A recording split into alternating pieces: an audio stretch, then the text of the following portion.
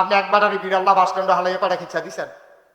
হ্যাঁ, তার বাড়ি হইলো বিড়াল দেবিদ্যা গাছতলার বিদ্যা দেখাতে বাড়িতে মতো ফেরে দিচ্ছে না। এখন নামছেন পরে আপনি বলতেছেন আসসালাম আলাইকুম, দুইটা রুটি দিয়ে পাই উড়াইয়েন, দুইটা কথা কথা খিচ্ছা দিছে না ওরা। তুমি যেমন তোমার বাড়ির কারণে বাড়ারে খিচ্ছা দিছ, তো হেবার গাছের তলে নামাই তোমার দুইটা খিচ্ছা দিছে। তুমি কি রুটি ফানানি, তুমি ফিডা ফানা? তা আমরা কি বৃষ্টি ফানানি? আমরা গজব পানা, ঠিক কিনা? আমরা গজব পানা, গজব পাইতে আছি। গাছটা লাগাইয়া যেমন রোদের আশা করে ছায়ার আশা করা যায় না, খোলা মাঠে খেলি থাকলে যেমন ছায়া পাওয়া যায় না, গাছের নিচে গেলে যেমন ছায়া পাওয়া যায়, আল্লাহর বিধান মান্য কোরআন অনুযায়ী জীবন চালাইলে রহমত পাওয়া যায়। ওই আল্লাহর বিধান যখন ছেড়ে দিবা তখন গজব পাওয়া যায়। এইটাই আমরা পাইতে আছি, ঠিক কিনা? গজবে ধরছে, আমরা গজবে ধরছি। আমি অনেক টাকাওয়ালা দেখেছি, শান্তি নেই। টাকাওয়ালা কোটি কোটি টাকার মালিক, কিন্তু শান্তি নেই, গজবে ধরছে। টেহা দিয়া শান্তি না আব্বা, সুইটটা সেটটা দিয়া শান্তি না। আগের দিনও কইতো 7টা ফুট যদি আমার থাকতো গ্যারাম বাড়ি জয় করে লাইলে বললে, এবার অনেক 7 ফুটলা ভাঙে কান দে, 1টা ফুট থাকতো ভালো আছি। 7টা ঘাস লাগায় আমি নাচে ঢেলে দিতে ভাবছিতে আমার অবস্থা কাই। তো 7 ফুট কি রহমত হয়েছে তার লাগে গজব হয়েছে? এইটা গিয়া চুরির ধরা পড়ে, সেইটাই গিয়া সেটা ওই ছিনতাইকারীর ধরা পড়ে, সেইটা দিন বাসের ভিতরতে ব্যাগ দিয়ে টান দিছে, আর এতে গিয়া রাস্তার মুড়ে দাঁড়ায় দাঁড়ায় ভাই ওখানে স্কুলে যাতে বইয়া বইয়া টিটকারি মারে। তো এই 7 ফুটে তো 7 আকাম কইরা সন্ধ্যার পরে তো বাহির তার বসো, একটা দুপুর বনাসে ভাবে বইয়া থাও। তা মনে করছে হেই মাফিক নমুনা বুঝলো মাফিক কি যেতে আছে কারবা মার হাবা পানা যেটা কেন মার হাবা। ও আপা, ও মুরব্বী আব্বারা, আপনি জিফুত্রিরে কই রেখা যাইতে আছেন? আমার দাদা সবসময় একটা কথা কইতো, রে তোরা কই রেখা যাইতেছি রে, বড় ডর করে রে, কই রেখা যাইতে আছে? ও মুরব্বী আব্বারা, খোলা ফান্ডিরে কই রেখা যাইতে আছে? মাইয়া ফান্ডিরে কই রেখা যাইতে আছে? এটা নিয়ে তো আল্লাহ চিনে না। চিনার দরকার ছিল আল্লাহরে। আপনি চিনাইছেন বিদেশ, আপনি চিনাইছেন টেহা, আপনি চিনাইছেন নারীর জোর, আপনি চিনাইছেন ক্ষমতা। চিনার কথা ছিল নবীরে, আপনি নবীরে না চিনাইয়া আপনি চিনাইছেন নেতারে, নেতার লোকে পরিচয় করাই দিয়েছেন। সারাটা জীবন আপনার দলদারে ঠেলছি, আমার বদলি ঠেলবো, এবার বদলি এবার ফুটে ঠেলবো, নেতার লোকে নিয়ে পরিচয় করাই দিয়েছে। আব্বা, আপনার সহজ করে শুনে, আপনার ছেলেকে ডাক্তার বানাইলেন না কেন? আল্লাহর কাছে জবাব দিতে হবে না। আপনার ছেলেকে ইঞ্জিনিয়ার বানাইলেন না কেন? আল্লাহর কাছে জবাব দিতে হবে না। আপনার ছেলেকে ফিসাব বানাইলেন না কেন? আল্লাহর কাছে জবাব দিতে হবে না। আপনার ছেলেকে আপনি ইমাম বানাইলেন না কেন? আল্লাহর কাছে জবাব দিতে হবে না। আপনার ছেলেকে আপনি দোকানদার বানাইলেন না কেন? আল্লাহর কাছে জবাব দিতে হবে না। আপনার ছেলের আপনি কন্ট্রাক্টর বানাইলেন না কেন? আল্লাহর কাছে জবাব দিতে হবে না। আপনার ছেলে বিদেশ বানাইলেন না কেন? আল্লাহর কাছে জবাব দিতে হবে না। 4 বিঘার 4টা ঘর তুললেন না কিরে? আল্লাহর কাছে জবাব দিতে হবে না। বিড়াল্লা রাস্তার কান্তা দোহান দিলেন না কিরে? আল্লাহর কাছে জবাব দিতে হবে না। কিন্তু তোমার সন্তানকে তুমি আল্লাহ চিনাই না কেন? কিয়ামতের ময়দানে আল্লাহর কাছে জবাব দিতে হবে, ঠিক কিনা?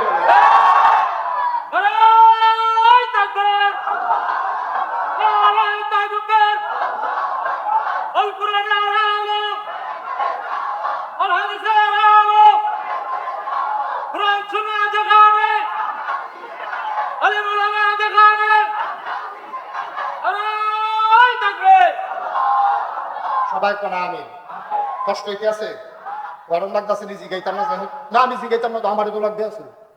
আমি এই তার বাবা ওটা ওটির চিন্তাও করবেন না কেউ, ওটা ওটির কেউ চিন্তাও করবেন না। সিফা দিয়া বইয়া থাকেন, কথা আছে জরুরি কথা। আমিন কর, জোরে কর, কষ্ট ও এই কষ্টের ভিতরে তো আমরা ফলাফিনে ফুটবল খেলতেছে না, এই কষ্টের ভিতরে আমরা তারা রান্ধাইতেছে না। তো যদি এই কষ্টের ভিতরে ফুটবল খেলা যায়, বেরিয়েতে চুলার কাছে গিয়ে রাঁধতে পারে, আমরা তারা যদি দাম দাইতে পারে, তো এই কষ্টের ভিতরে মাহফিল শুনে চাইতে অনেক দামি, ঠিক কিনা বলো?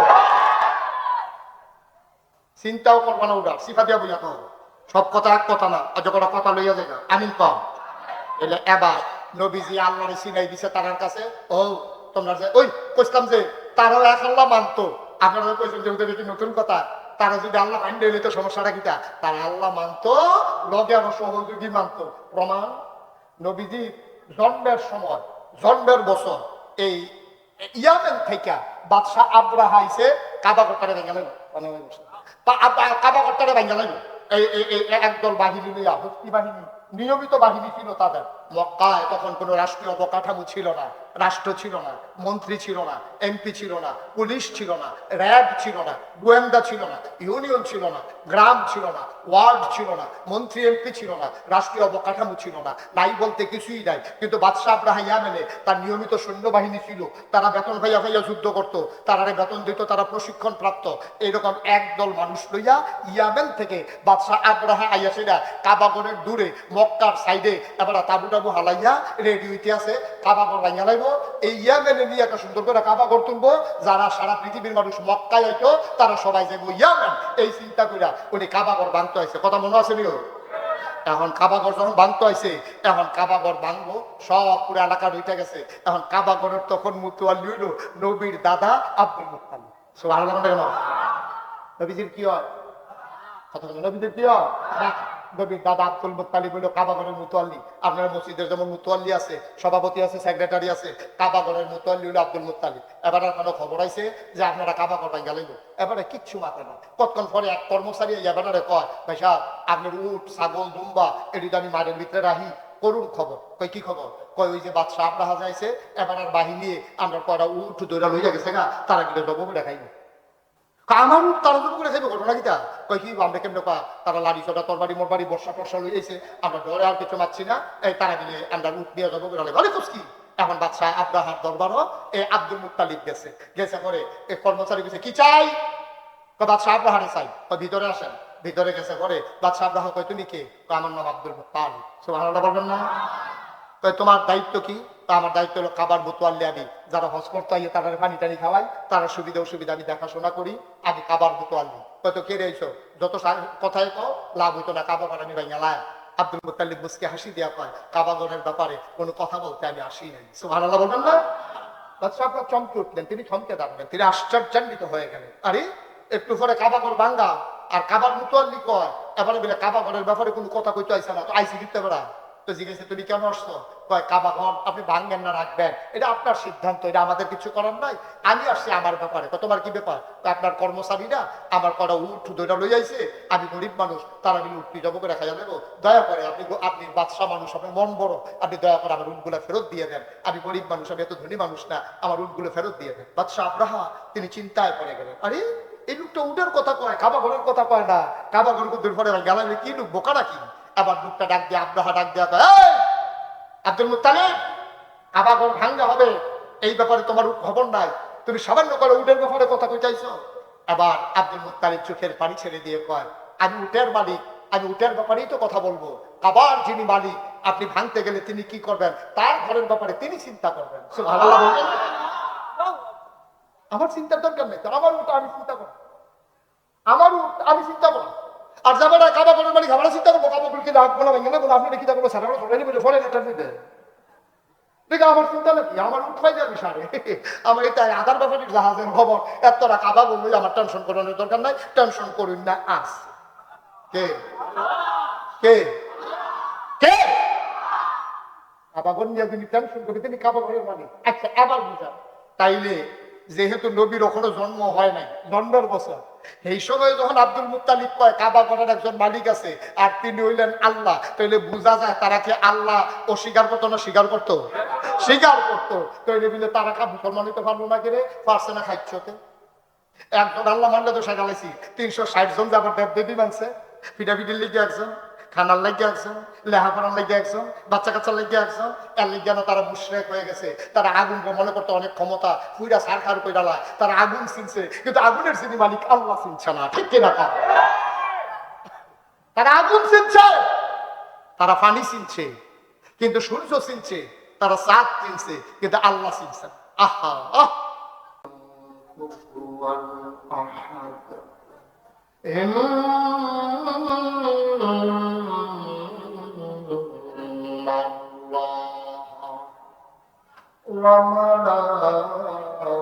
وملائكته يصلون على النبي يا أيها الذين آمنوا صلوا عليه وسلموا تسليما اللهم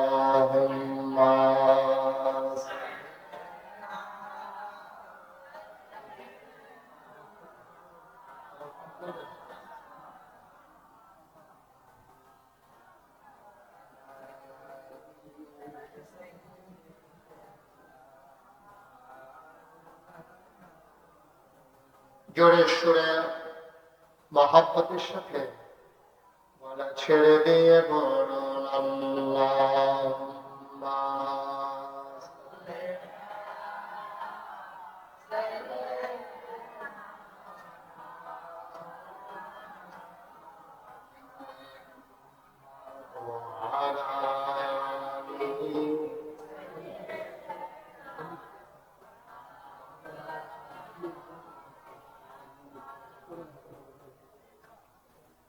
জীবন যদি যায় চলে যাক ঈমান ছাড়া যাবে না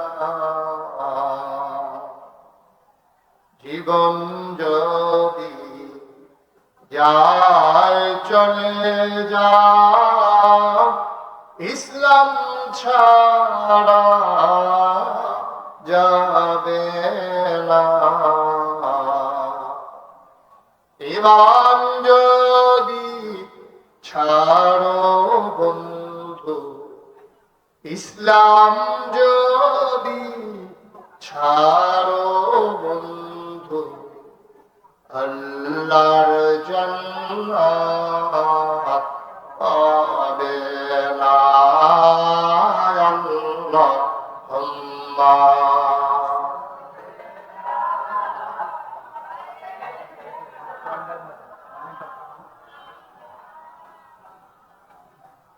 وعلى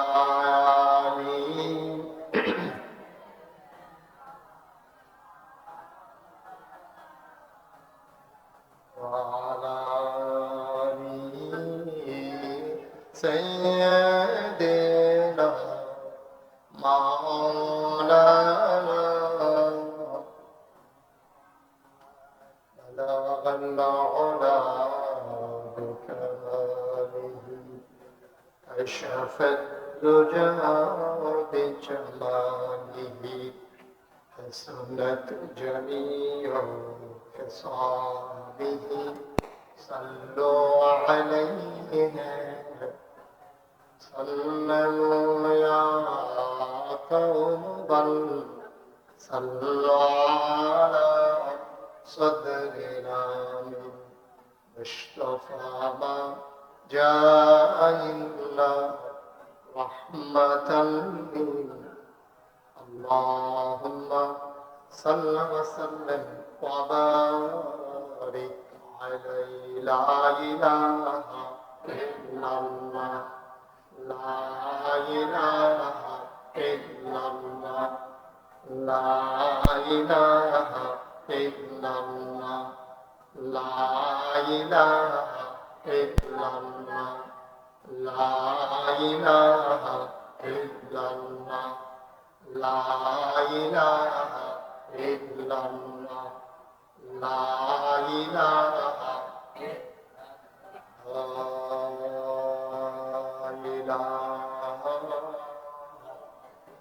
إلا الله محمد رسول الله صلى الله عليه وسلم اللهم صل وسلم وبارك عليه সবাই পড়ি আলহামদুলিল্লাহ জোরে আরো জোরে আল্লাহ তাবারক ওয়া তাআলার দরবারে আমরা লাখ কোটি শুকরিয়া জ্ঞাপন করছি যিনি আমাদেরকে ঐতিহ্যবাহী ঐতিহ্যধন্য কুমিল্লা সিলেট হাইওয়ে সংলগ্ন প্রাচীনতম এই জনপদ যে জনপদটির নাম ভিরান্ন যে জনপদে অনেক গুণীজনের বাস অনেক ভালো মানুষের জন্ম হয়েছে যে জনপদে মাটি ধারণ করেছে অনেক গুণীজনকে সেই ভিরাল্লা কেন্দ্রীয় জামে মসজিদ নুরানি হাফিজিয়া মাদ্রাসা কমপ্লেক্স ও গ্রামবাসীর উদ্যোগে হাফেজ ছাত্রদের পাগড়ি প্রদান উপলক্ষে বাইরের এই বুস্টারটা বন্ধ করে দাও, ব্যাগটাকে ক্লিয়ার করো, এই যে প্রতিধ্বনিটা যেন না আসে, ইকো বন্ধ করে দাও, ইকো একবারে জিরো দিয়ে দাও, আওয়াজটা যেন শ্রুতি মধুর হয়, সবাই যেন শুনতে মজা লাগে, এইভাবে করে দাও।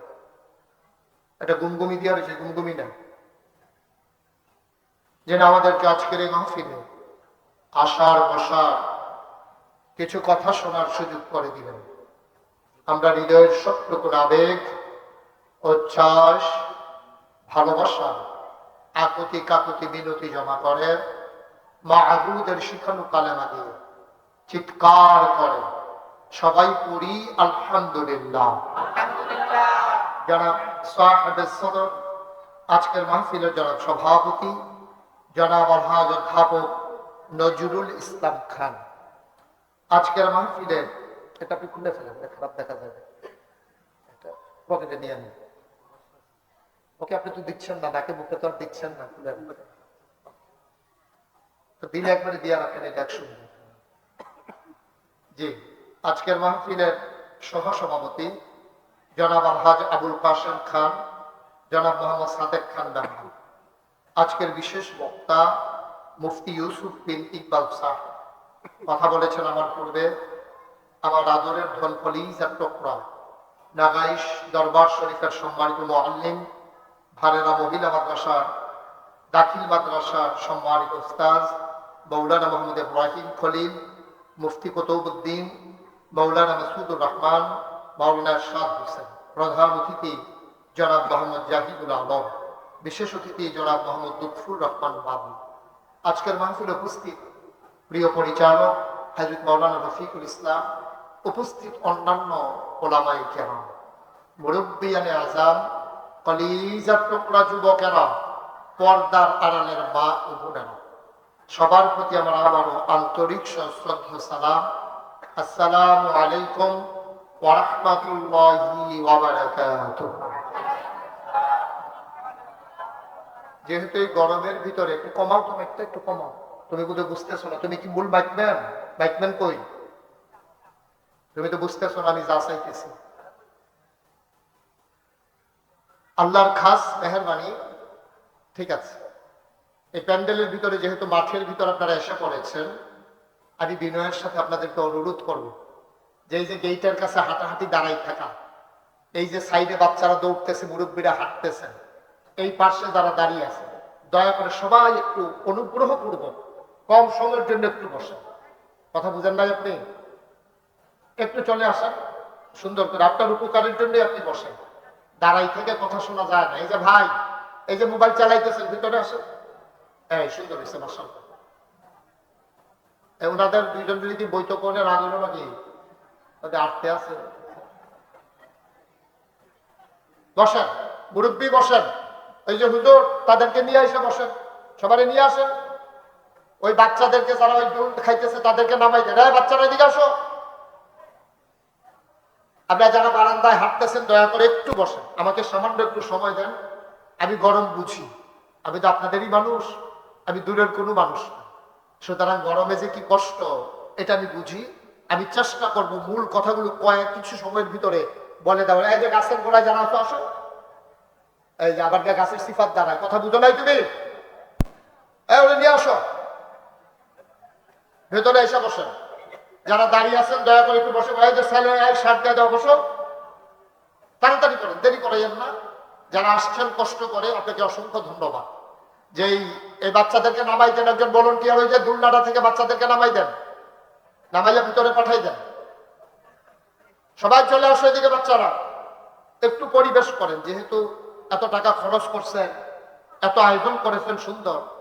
আমার জীবনে আমি অনেক মাহফিলে গিয়েছি, কিন্তু এইভাবে আজকে দুইটা জিনিস একসাথে করলাম, এটা আমার জীবনে আর কখনো করি নাই। এক নম্বরে হাফেজ ছাত্রদের মাথায় পাগড়ি পরালাম, 2 নম্বরে 40 দিন বাদ জামাত যারা নামাজ আদায় করেছে তাদেরকে আমরা পুরস্কৃত করলাম। বলেন মারহাবা। তাদেরকে আমরা সম্মানিত করলাম। এটা বিশাল একটা কাজ আপনারা করেছেন। এই ছেলেরা একটু বসো। কয়বার বলা লাগবে? একজন একজন করে বলা লাগবে?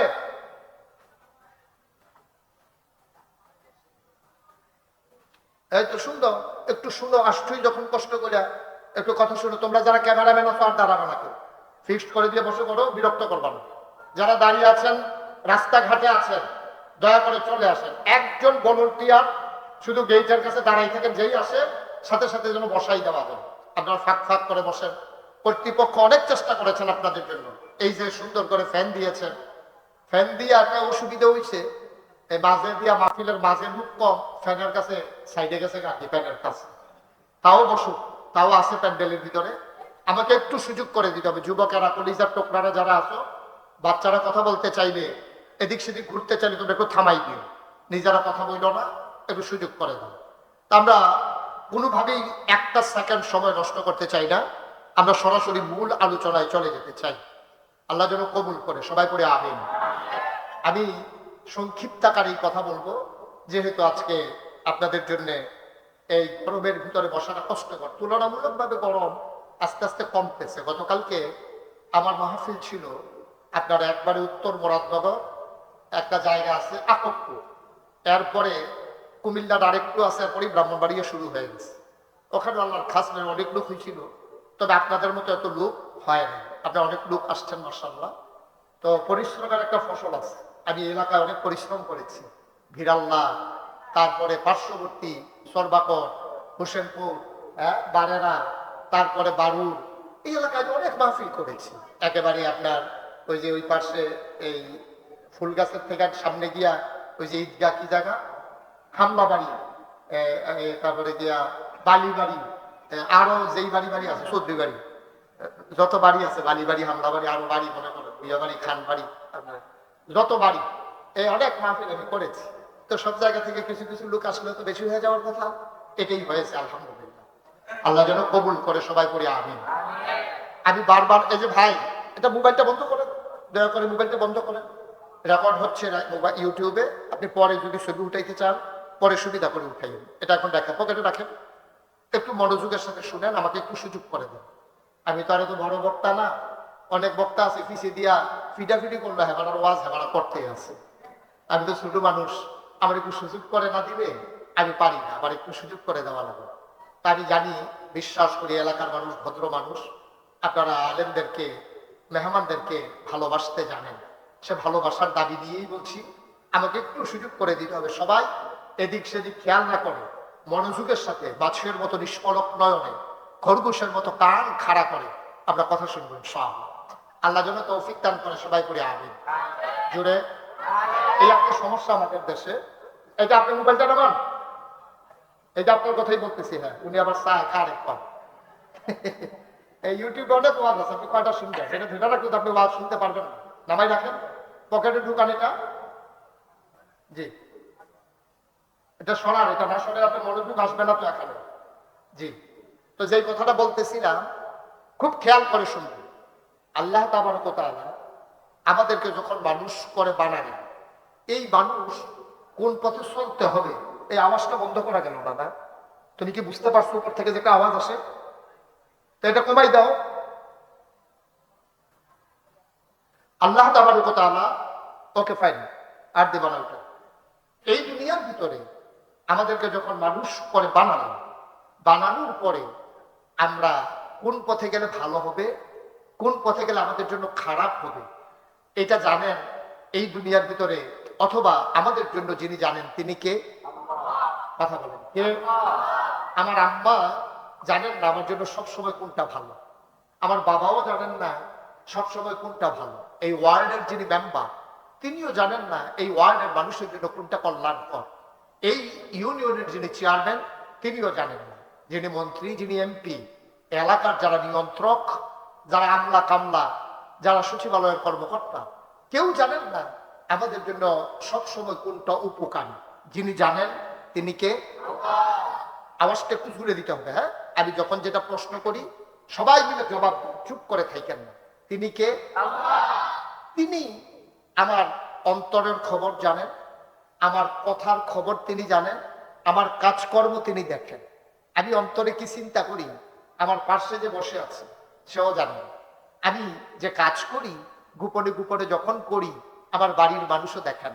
আমি যা বলি ওই নিরাল নিকড়িতে খোলা ময়দানে গিয়ে যদি আমি বলি তাইলে আমার এলাকার মানুষ শুনেন, তাইলে আমি যা ভাবি, আমি যা করি, আমি যা বলি, সব সম্পর্কে যার একক ধারণা তিনি কে? আবার আমাদের জন্য এই গরমটা ভালো নাকি ঠান্ডা ভালো, বৃষ্টি দেওয়া ভালো নাকি না দেওয়া ভালো, অথবা কেন তিনি দিচ্ছেন না, এই ব্যাপারে তিনিই জানেন, আমরা কেউ জানি না। ঠিক কিনা বলেন? তবে আমরা এতটুকুন জানি যে আমি যদি খোলা ময়দানের নিচে গিয়া দাঁড়াই থাকি আর যদি দোয়া করি, খতম করি, খতমে ইউনুস, কোরআন খতম, কলমা শরীফের খতম, যে আল্লাহ সূর্য থাকবো, রোদ থাকবো, আমি খোলা আকাশের নিচে দাঁড়াই থাকবো, আমার শরীর যেন রোদ না লাগে, এটা কখনোই হবে না। এটা ব্যতিক্রম, নিয়মের বাইরে। কারণ আপনি খোলা আকাশের নিচে দাঁড়াই থাকবেন, আপনার গায়ে রোদ লাগবে না, এটা আপনি আশা করেন কেমন? তাইলে খোলা আকাশের নিচে দাঁড়াই থাকলে আপনার গায়ে রোদ লাগবে। আপনি যখন ঘরের ভিতরে চলে যাবেন তখন আপনার গায়ে আর রোদ লাগবে না। পানিতে যখন নামবেন আপনি ভিজে যাবেন, শুকনায় যখন থাকবেন আপনি ভিজবেন না। এগুলো একটা স্বাভাবিক নিয়ম। আল্লাহ তাবারক ওয়া তাআলা আমাদের এই স্বাভাবিক নিয়মগুলো, কোন পথে গেলে জান্নাত, কোন পথে গেলে জাহান্নাম, কোন পথে গেলে লাভ, কোন পথে গেলে লোকসান, কোন পথে ভালো, কোন পথে মন্দ, কোন পথে কল্যাণ, কোন পথে অকল্যাণ জানানোর জন্য আল্লাহ তাবারক ওয়া তাআলা আমাদেরকে একটা গাইডলাইন দিলেন। আর সেই গাইডলাইনের নাম, জীবন আদর্শের নাম, পথ চলার যে পাথেয় তার নাম কোরআনুল কারীম। বলেন সুবহানাল্লাহ। কোরআনুল কারীমে 114টা সূরা আছে। কয়টা? একবারে মুখস্থ করে ফেলবো আজকের ওয়াজ আমরা। শুধু আমার সাথে সাথে যখন প্রশ্ন করি বইলেন কয়টা সূরা আছে? 114টা। আপনি বলবেন না কয়টা সূরা? 114টা। বইলেন আপনি কইতেন না, কইয়া যারা স্টেজ আছেন তারাও কইয়া কয়টা সূরা আছে? 114টা। ইব্রাহিম সাহেব আবার আমার একজনের সঙ্গে কয়তে কয়টা রাইতে কয়ে দেব। কয়টা সূরা আছে? 114টা। সবাই আন্তরিকতার সাথে শুনেন, এ ব্যাকম্যানও কইও কয়টা রে? 114। এই সূরাগুলার এই সূরাগুলার ভিতরে অন্যতম একটা ছোট সূরা নাম হলো সূরা ইখলাস। সুবহানাল্লাহ বলবেন না? আবার বলেন সূরার নাম কি? সূরা ইখলাস। তুমি আসতে বলো, তোমারটা বাইকে চলে আসে। সূরার নাম কি? সূরা ইখলাস। এই সূরাটার ভিতরে মাত্র 4টা আয়াত আছে। কয়টা? কথা বল, কয়টা? এই সূরাটার ভিতরে মাত্র 4টা আয়াত। আর আমরা সবচেয়ে সূরা যে সূরা কাউসার, এটার ভিতরে আয়াত আছে 3টা। কয়টা? আর এটার ভিতরে কয়টা? 4টা। সবচেয়ে বড় সূরা যে সূরার নাম হলো সূরা বাকারা। এই সূরা বাকারার ভিতরে 286টা আয়াত। খুব মনোযোগ দিয়ে শুনবেন, দেখবেন যে আপনি অনেক কিছু জেনে যাবেন আজকে ইনশাআল্লাহ। সূরা বাকারার ভিতরে আয়াত কয়টা? 286। সুবহানাল্লাহ বলবেন না?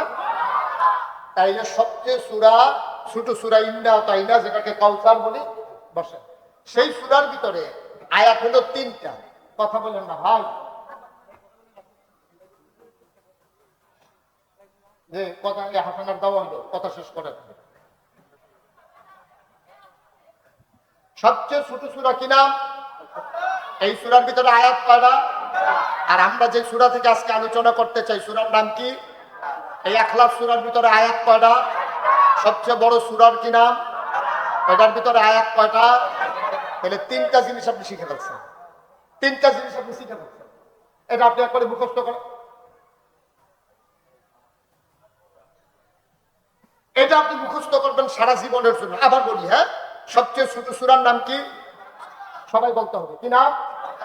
আপনাও কইয়া, এটা কইয়া কি নাম? এটার ভিতরে আয়াত কয়টা? এরপরে বড় সূরার নাম কি?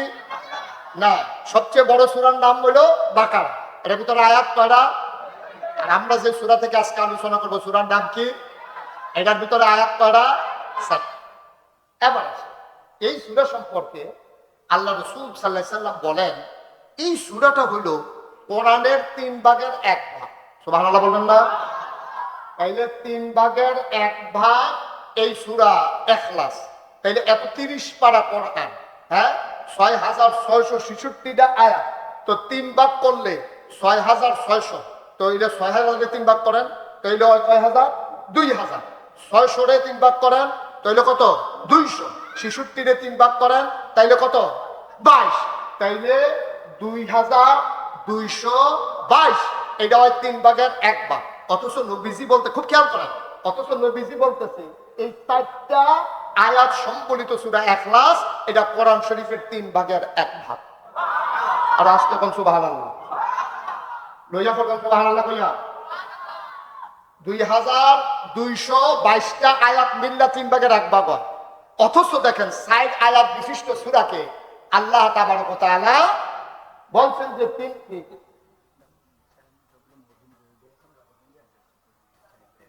এটা কি এখন আমার কোরআন শরীফের আলোচনা থামাইয়া বলার বিষয়? কেমনে বুঝাইতাম? ওনার তো আমি ভালোভাবেই চিনি, ভালোভাবে ওনার বাড়ির কাছে আমি মাহফিল করে আইছি। ওনার বড় ভাইয়ের নির্বাচন করার কথা ছিল, উনি মারা গেছে, পরে উনি করছে। এটাই তো বিষয়টা। মারহাবা কর। ওনার এলাকায় তো আমি গাড়ি এলাকা তো আমার এলাকা, আমার ঘর। মারহাবা বলবেন না? জি, এখন কথা বলবেন, একটু সুযোগ আমিন বলেন। তারপরে আমরা চেয়ারম্যান সাহেবের থেকে একটু কথাও শুনবো। চেয়ারম্যান সাহেবের জায়গায় বলি সব মারহাবা কর। উনি তো চেয়ারম্যান না নাকি? চেয়ারম্যান, বর্তমান চেয়ারম্যান। এই ইউনিয়নের নাম কি? জাফরগঞ্জ। এটার আগে ছিল সোহরাব ভাই চেয়ারম্যান ছিল। হ্যাঁ, সোহরাব ভাইয়ের জায়গায় উনি আসছে, মাশাআল্লাহ, আলহামদুলিল্লাহ। তো এটা আমি না সিনিয়রের কথা, আপনারা তো সিনিয়র। মারহাবা কর, জোরে কর, আরো জোরে। এই 4 আয়াত বিশিষ্ট সূরাটা কোরআনের 3 ভাগের 1 ভাগ। সুলুসুল কোরআন, কোরআনের 3 ভাগের 1 ভাগ বলা হয় এই সূরা। মুফাসসিরিন কিরাম, কোরআন নিয়ে যারা গবেষণা করেন, তারা বলেন যে এটাকে 3 ভাগের 1 ভাগ যে বলা হয়, এটা আয়াতের কারণে না, সংখ্যার কারণে না, বড়র কারণে না, পরিমাণের কারণে না। কেন বলা হয়? তো গোটা কোরআনটার ভিতরে 3টা বিষয় নিয়ে কথা কইছে। ওরা কোরআনটা যদি আপনি বলেন যে ঢাকা শরীফ পৃষ্ঠা হুজুর পুরা কোরআন শরীফের মূল বিষয়বস্তু কি, তাইলে আমি বলবো 3টা জিনিস। একটা হচ্ছে তাওহীদ, 2 নম্বরে হচ্ছে রিসালাত, 3 নম্বরে হচ্ছে আখিরাত। তাওহীদ মানে আল্লাহ, 2 নম্বরে রিসালাত মানে হচ্ছে নবী রাসূলগণ, 3 নম্বরে আখিরাত মানে পরকাল। তাইলে বলে হুজুর 3টা বিষয় নিয়ে যদি কোরআনে কথা হয়, তাহলে বাকি যে আয়াতগুলা এত বেশি বেশি আয়াত, তাহলে 3টা বলে বাকি দেখি, বাকি দিয়ে হইলো এই 3টা জিনিস বুঝানোর জন্য। সুবহানাল্লাহ বলবেন না? বাকি দইলে বুঝানোর জন্য, এই 3টা জিনিসকে বুঝিয়ে দেওয়ার জন্য বাকি আয়াতগুলো আল্লাহ নাযিল করে দিয়েছে। বন্ধুরা আমার, ভাইরা আমার, আমার আল্লাহ রাব্বুল আলামিন এই আয়াতে কোরআনের এই সূরা এমনে এমনে নাযিল করেন নাই। যখন আল্লাহর নবী দ্বীনের দাওয়াত দেওয়া শুরু করলেন, দাওয়াতের মূল বিষয় ছিল তোমরা পড়ো লা ইলাহা ইল্লাল্লাহ মুহাম্মাদুর রাসূলুল্লাহ। 3টা বিষয়, এই মূল বিষয়। এদিকে এদিকে আমি তো কথা বলতে বোধহয় পারবো না, দয়া করে আমাকে ছেড়ে দিতে হবে। আমি বলতে বাইক ছেড়ে দেওয়াই উচিত না? আমি কি করবো? আমি তো উঠছি প্রায় 20 মিনিটের মতো হয়ে গেছে, আমি তো কথা শুরুই করতে পারলাম না। এত নড়াচড়া করলে, এত কিছু করলে তো লাভটা কি মাহফিল দিয়ে? বলো, এটা তো জনসভা না ভাই যে অমুকরে চেয়ার দিলে খুশি হইব, অমুকরে চেয়ার না দিলে বেজার হইব। এটা তো মাহফিল, যার যেখানে পারে বসে যাবে। এখানে নিয়ে টেনশন করার দরকার নেই, কে আসলো, কে গেল, কে বসলো না, এটা নিয়ে তো টেনশনের দরকার। এটা কোরআনের মাহফিল, এটা তো জনসভা না যে নেতারে চেয়ার দিছে না গেলে নেতায় রাগ হইয়া কর্মীরা লইয়া বাড়ি গেছে দিয়া পিছিয়ে দিয়া। বিষয়টা এরকম না তো। এখানে কোরআনের মাহফিল, সব বান্দারা সমান। আমি শুধু একটু উঁচাতে বসা লাগছে, যেহেতু আপনারা আমাকে দেখতে পারেন, তাহলে আমি নিচে বসতেই স্বাচ্ছন্দ্য বোধ করি, ভালোবাসি। আলহামদুলিল্লাহ বল, শুধু আমাকে দেখার জন্য। এটা নিয়ে এত ফর্মালিটি মেনটেনের কোনো দরকার নেই।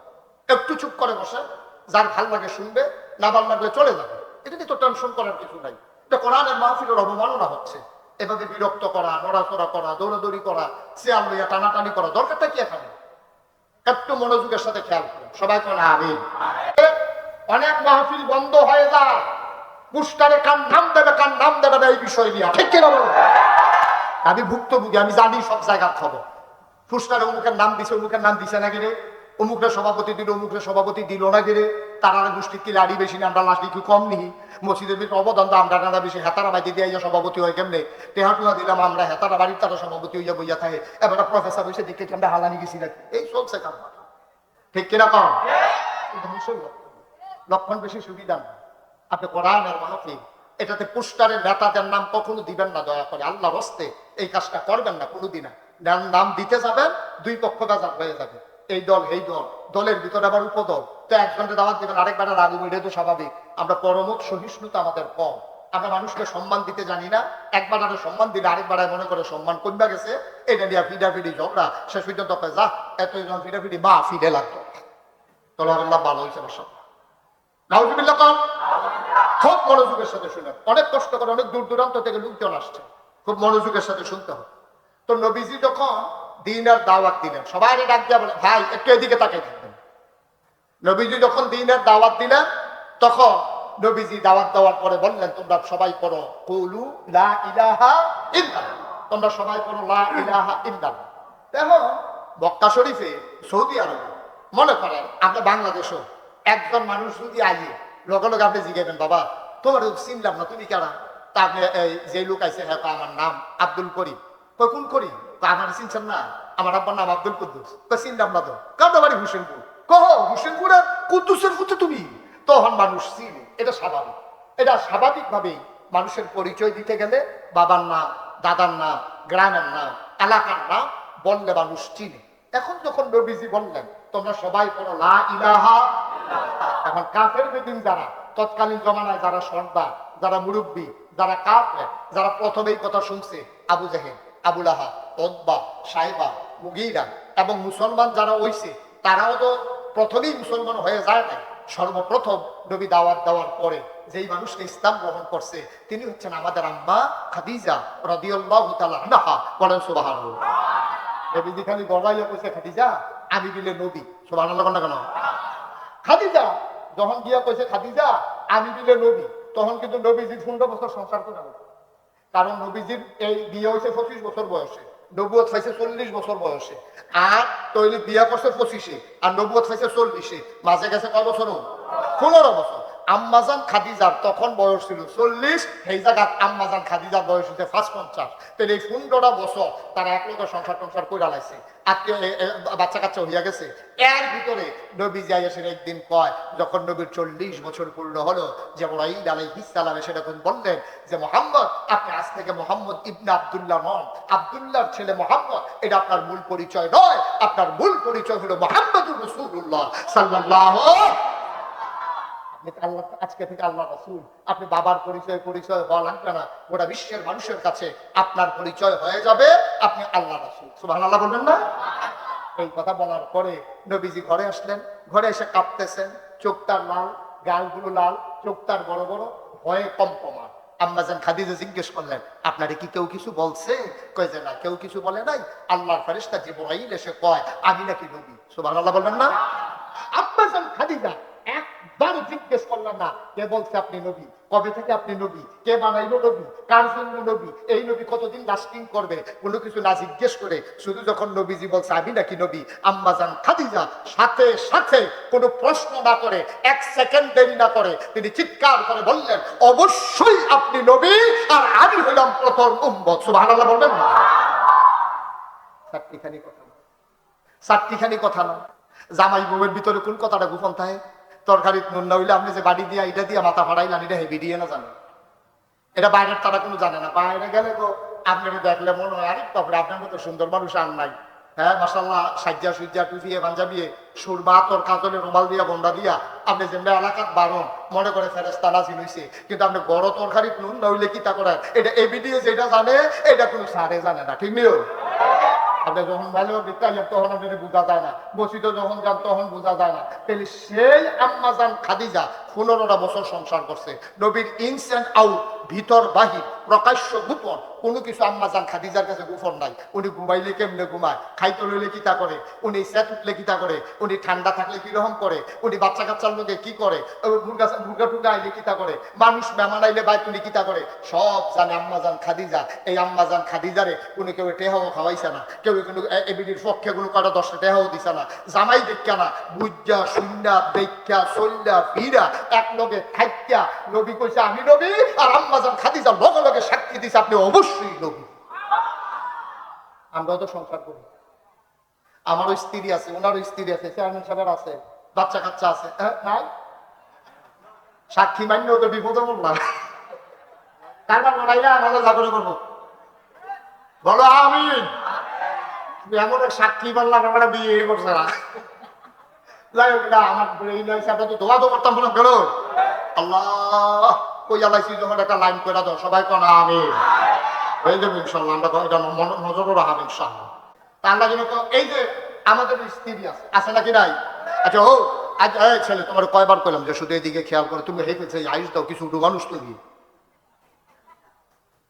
তো নবীজি যখন কইছে আমি নবী, আম্মা জান খাদিজার লগে লগে কয় অবশ্যই আপনি নবী। এবার কোন এবার আপনারা রেজি গাই, আমরাও তো সংসার ধর্ম আছে, আমরাও তো বাড়ি ঘর আছে, বউ বাচ্চা আছে। আজকে আপনি মাহফিলতে গিয়া আজকে আজকে এই যত মুরব্বী আছে আর যারা বিয়া করছে বউয়ে তো গেলে দরজা খুলে দিব, বউয়েরে কইবেন যে অলি অলি এবিডিয়া দেখবেন আইস দিয়া তো আমরা খেতার হলে খেতা মন থাকাটা বলে গরমের ভিতরে তাই অলি একটু এসে অলি বিড়ির গন্ধ লোকে দিয়ে আগুন যায় না অলি। ঠিক নেই কথা বলা ঠিক নেই? নবীজির স্ত্রী এক বাক্যে নবীজিকে স্বীকার করলো আপনি নবী, আর আমার স্ত্রী আপনার স্ত্রী আমাকে আপনাকে অলি মানতে চায় না। কদ্দুর ভালো মানুষ আমরা, এবার যার যারটাতে হিসাব দিন। ঠিক কিনা কম? এই জন্য নবীজি কি মজার কথা কইছে জানেন? নবীজি কয় ও আমার উম্মতেরা তোমরা শুনতে রাখো, কেউ যদি কেউ এর বউ যদি কেউ এর কয় এবার ভালো মানুষ দায়িত্ব রাখো, আসলেও এবার ভালো মানুষ ভালো লাগে না। কারণ বউয়ে একটা মানুষের যত চিনে পাড়া প্রতিবেশী, মায় অত চিনে না, বাহে অত চিনে না। বউয়ের লোকে যেমন মানুষের সেট দেয়, মার লোকে বাপের লোকে দেয় না, পাড়া প্রতিবেশী চিনে না। এবার আর কারবারটা কিতা জানে এবার আর বউয়ে, সুতরাং জানিনা শুননা। কারণ বউয়ে যদি কয় এবার ভালো মানুষ, আসলেও এবার ভালো মানুষ। ঠিক কিনা কম? তবে আমরা যদি আবার হেলতে কম আর যে মাহফিলতে গিয়েছে এরা সাড়ে রাত ফান্দা বেরোত বইটা কি কিরকম আমি কিরকম আপনি খুব মাশাআল্লাহ। কারণ হাইট খারাপ তো আপনি যে বললেন যে হাসরাই দাম এটা এবিটি জানবে, সুতরাং আপনি খারাপ তো এবিটি কে বাইরে বাইরে খেবো দরুণ্যও তো নাই, দিনও তো দরুণ্যাটি হে বাইরে তো দরুণ্যও টিকতো না।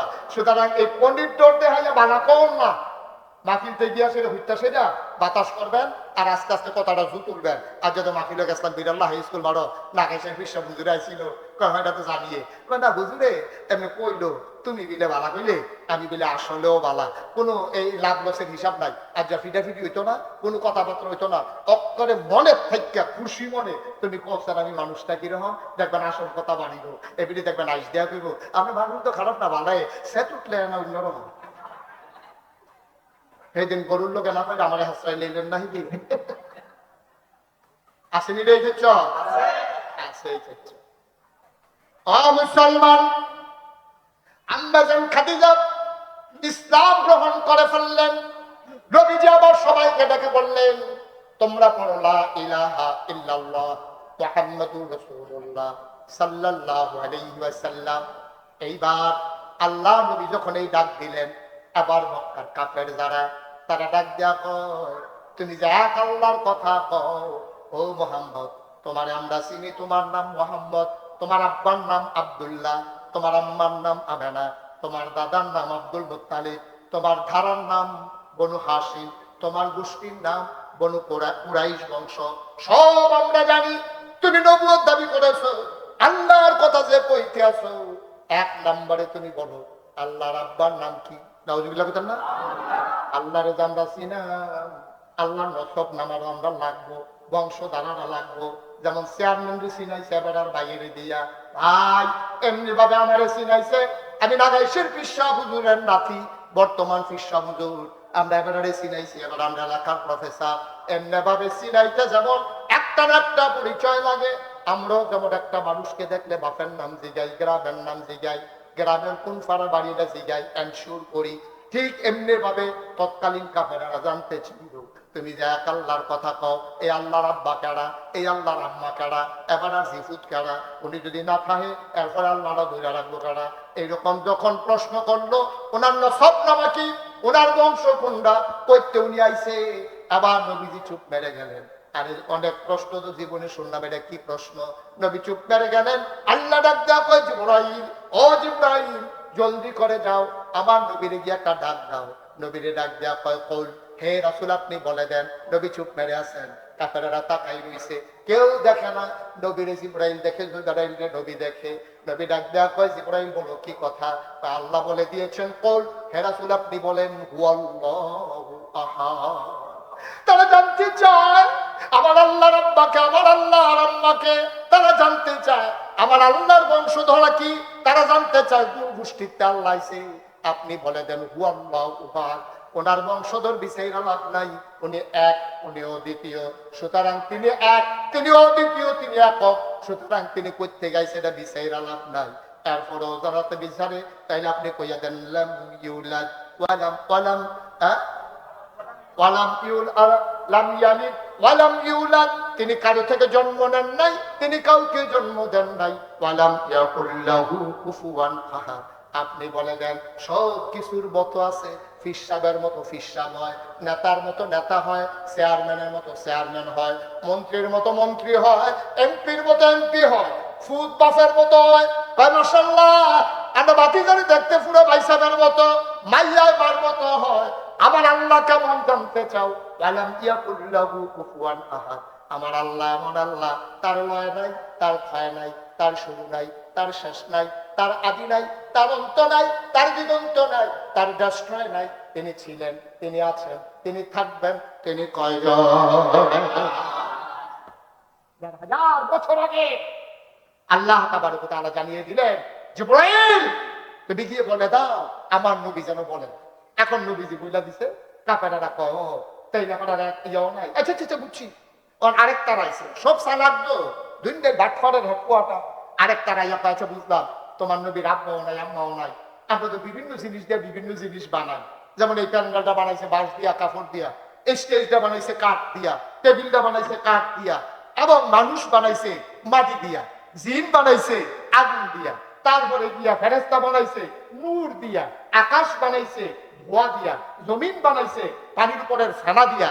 ও এক একটা জিনিস এক এক ভাবে বানায়। তো তোমার আল্লাহরে কি দিয়া বানাইছে? স্বর্ণ, রূপা, লোহা, তামা, দস্তা, কোনটা দিয়া তোমার? নাউজুবিল্লাহ, কোনটা কেন?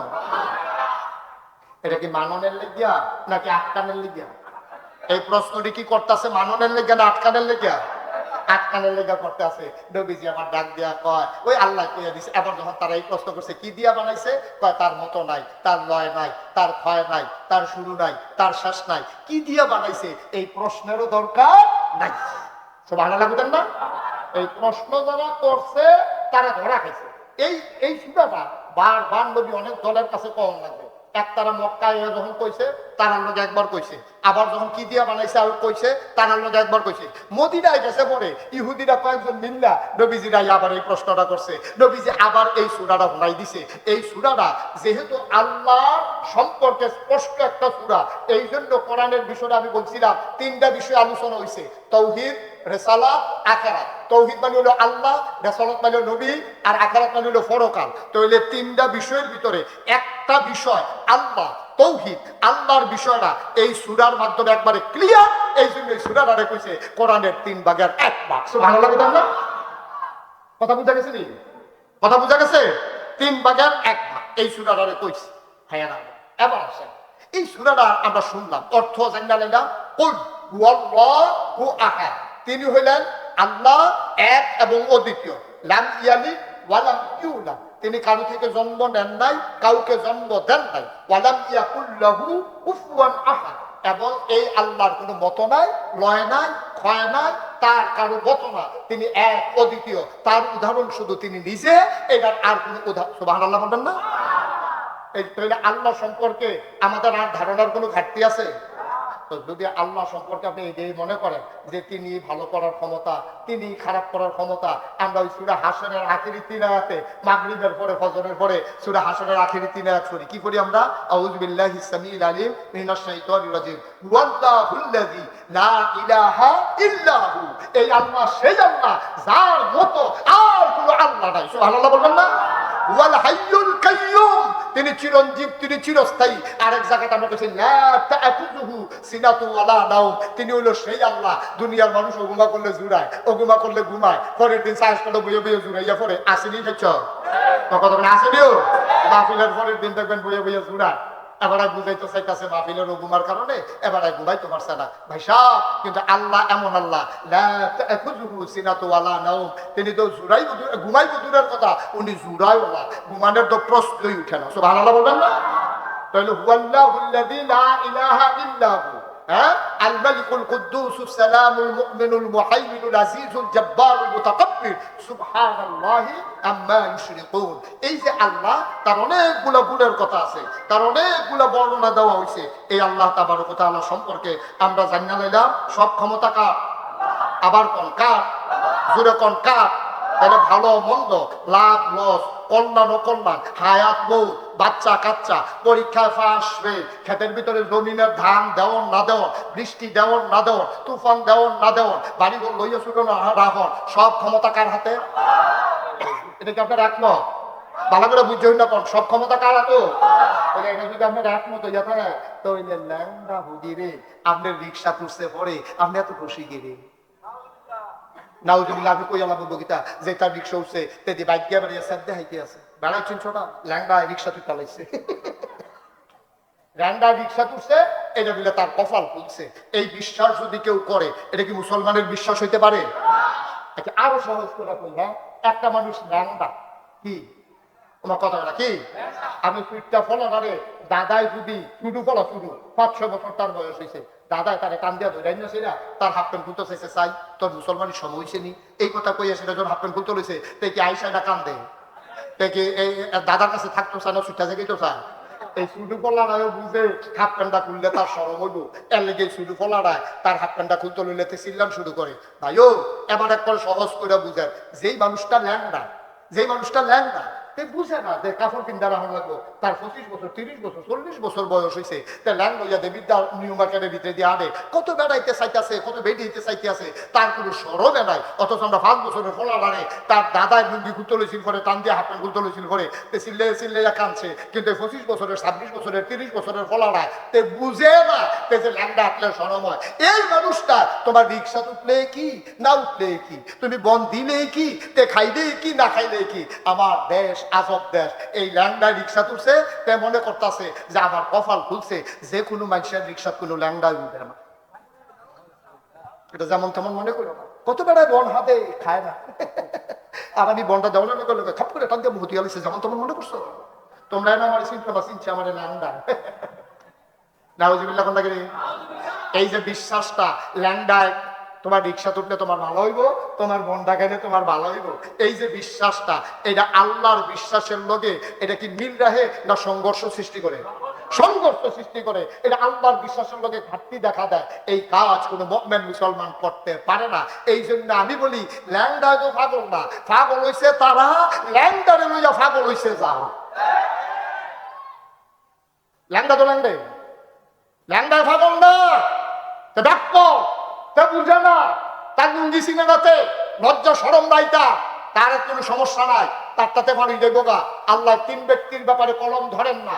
1 নম্বর হলো পাগল নির্বুধ, 2 নম্বর হলো ঘুমন্ত মানুষ, 3 নম্বর হলো নাবালক। এই 3 জনের ব্যাপারে আল্লাহর কোনো হিসাব নাই, কারণ তে নাবালক, তার তো কোনো ইসলামে নাই, তে ঘুমাই রয়েছে, ঘুমের ভিতরে তে স্বপ্নে দেখছে আরেকবার আর গাই দিয়া বেড়া লাগছে, তার কি মারা রইব? আমার কথা তার কি মামলা হইব? ঘুমের ভিতরে কত টানে দেখে। আমরা একবার আগে ঘুমের ভিতরে দেখছে যে ফুটবল শর্ট দিছে, শর্ট গিয়া পড়ছে ঘরের ফালা, পাওটাও বাইন্দা করে ঘুমের তুইটা তারে ব্যান্ডেজ করে ছটি মুটি বাইন্দা খারিজ করে নিছে না করে বা নাউজুবিল্লাহ। কোনো কেন? তাহলে আমরা স্বপ্নের কোনো স্টেশন নাই। স্বপ্নের ভিতরে যদি আপনি দেখেন যে একজনটা মার্ডার করে লাইছে, একবারে করে রক্ত ছুটছে, পাঞ্জাবি করে বিজ্জা গেছে গা, আপনার কোনো মার্ডার কেসের আসামি হইতেন না, কারণ স্বপ্নের ভিতরে যা দেখে এটা হলো স্বপ্ন, স্বপ্নই, এটার কোনো দলিল নাই। ঘুমন্ত মানুষ যখন যা করে এই ব্যাপারে কোনো কথা নাই, ছোট বাচ্চা যা করে এই ব্যাপারে কোনো কথা নাই। বড় এই যে পাগল, আচ্ছা পাগল যখন মসজিদে অনেক পাগল আছে, কোরআন শরীফ সিরালা আসলে এরকম শাস্তি বেতন, তার ব্যাপারে কোনো বিচার নেই। আল্লাহ তার ফারেস্তাদের কইয়া রাখছে রে, তার আমি আহল ফতার দিছি না, এই ব্যাপারে কলম ধরার দরকার নাই, তোমরা দুম ধরে তো যা মনটা ধরে তা করো, আমি আল্লাহ তার ব্যাপারে সুবহানাল্লাহ কয় না করো।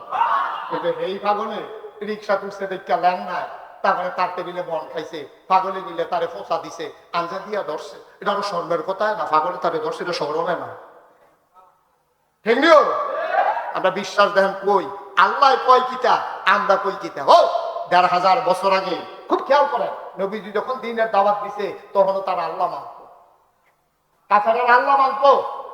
আপনি যদি কোন হুজুর নতুন কথা পাই নুকো, কাফেররা আল্লাহ মানতে দেওয়ার কোনো সমস্যাই নাই, কাফেররা আল্লাহ মানত, লগে আরো কয়েকজন আল্লাহ মতো সমস্যা হলো হয়ে যাবে।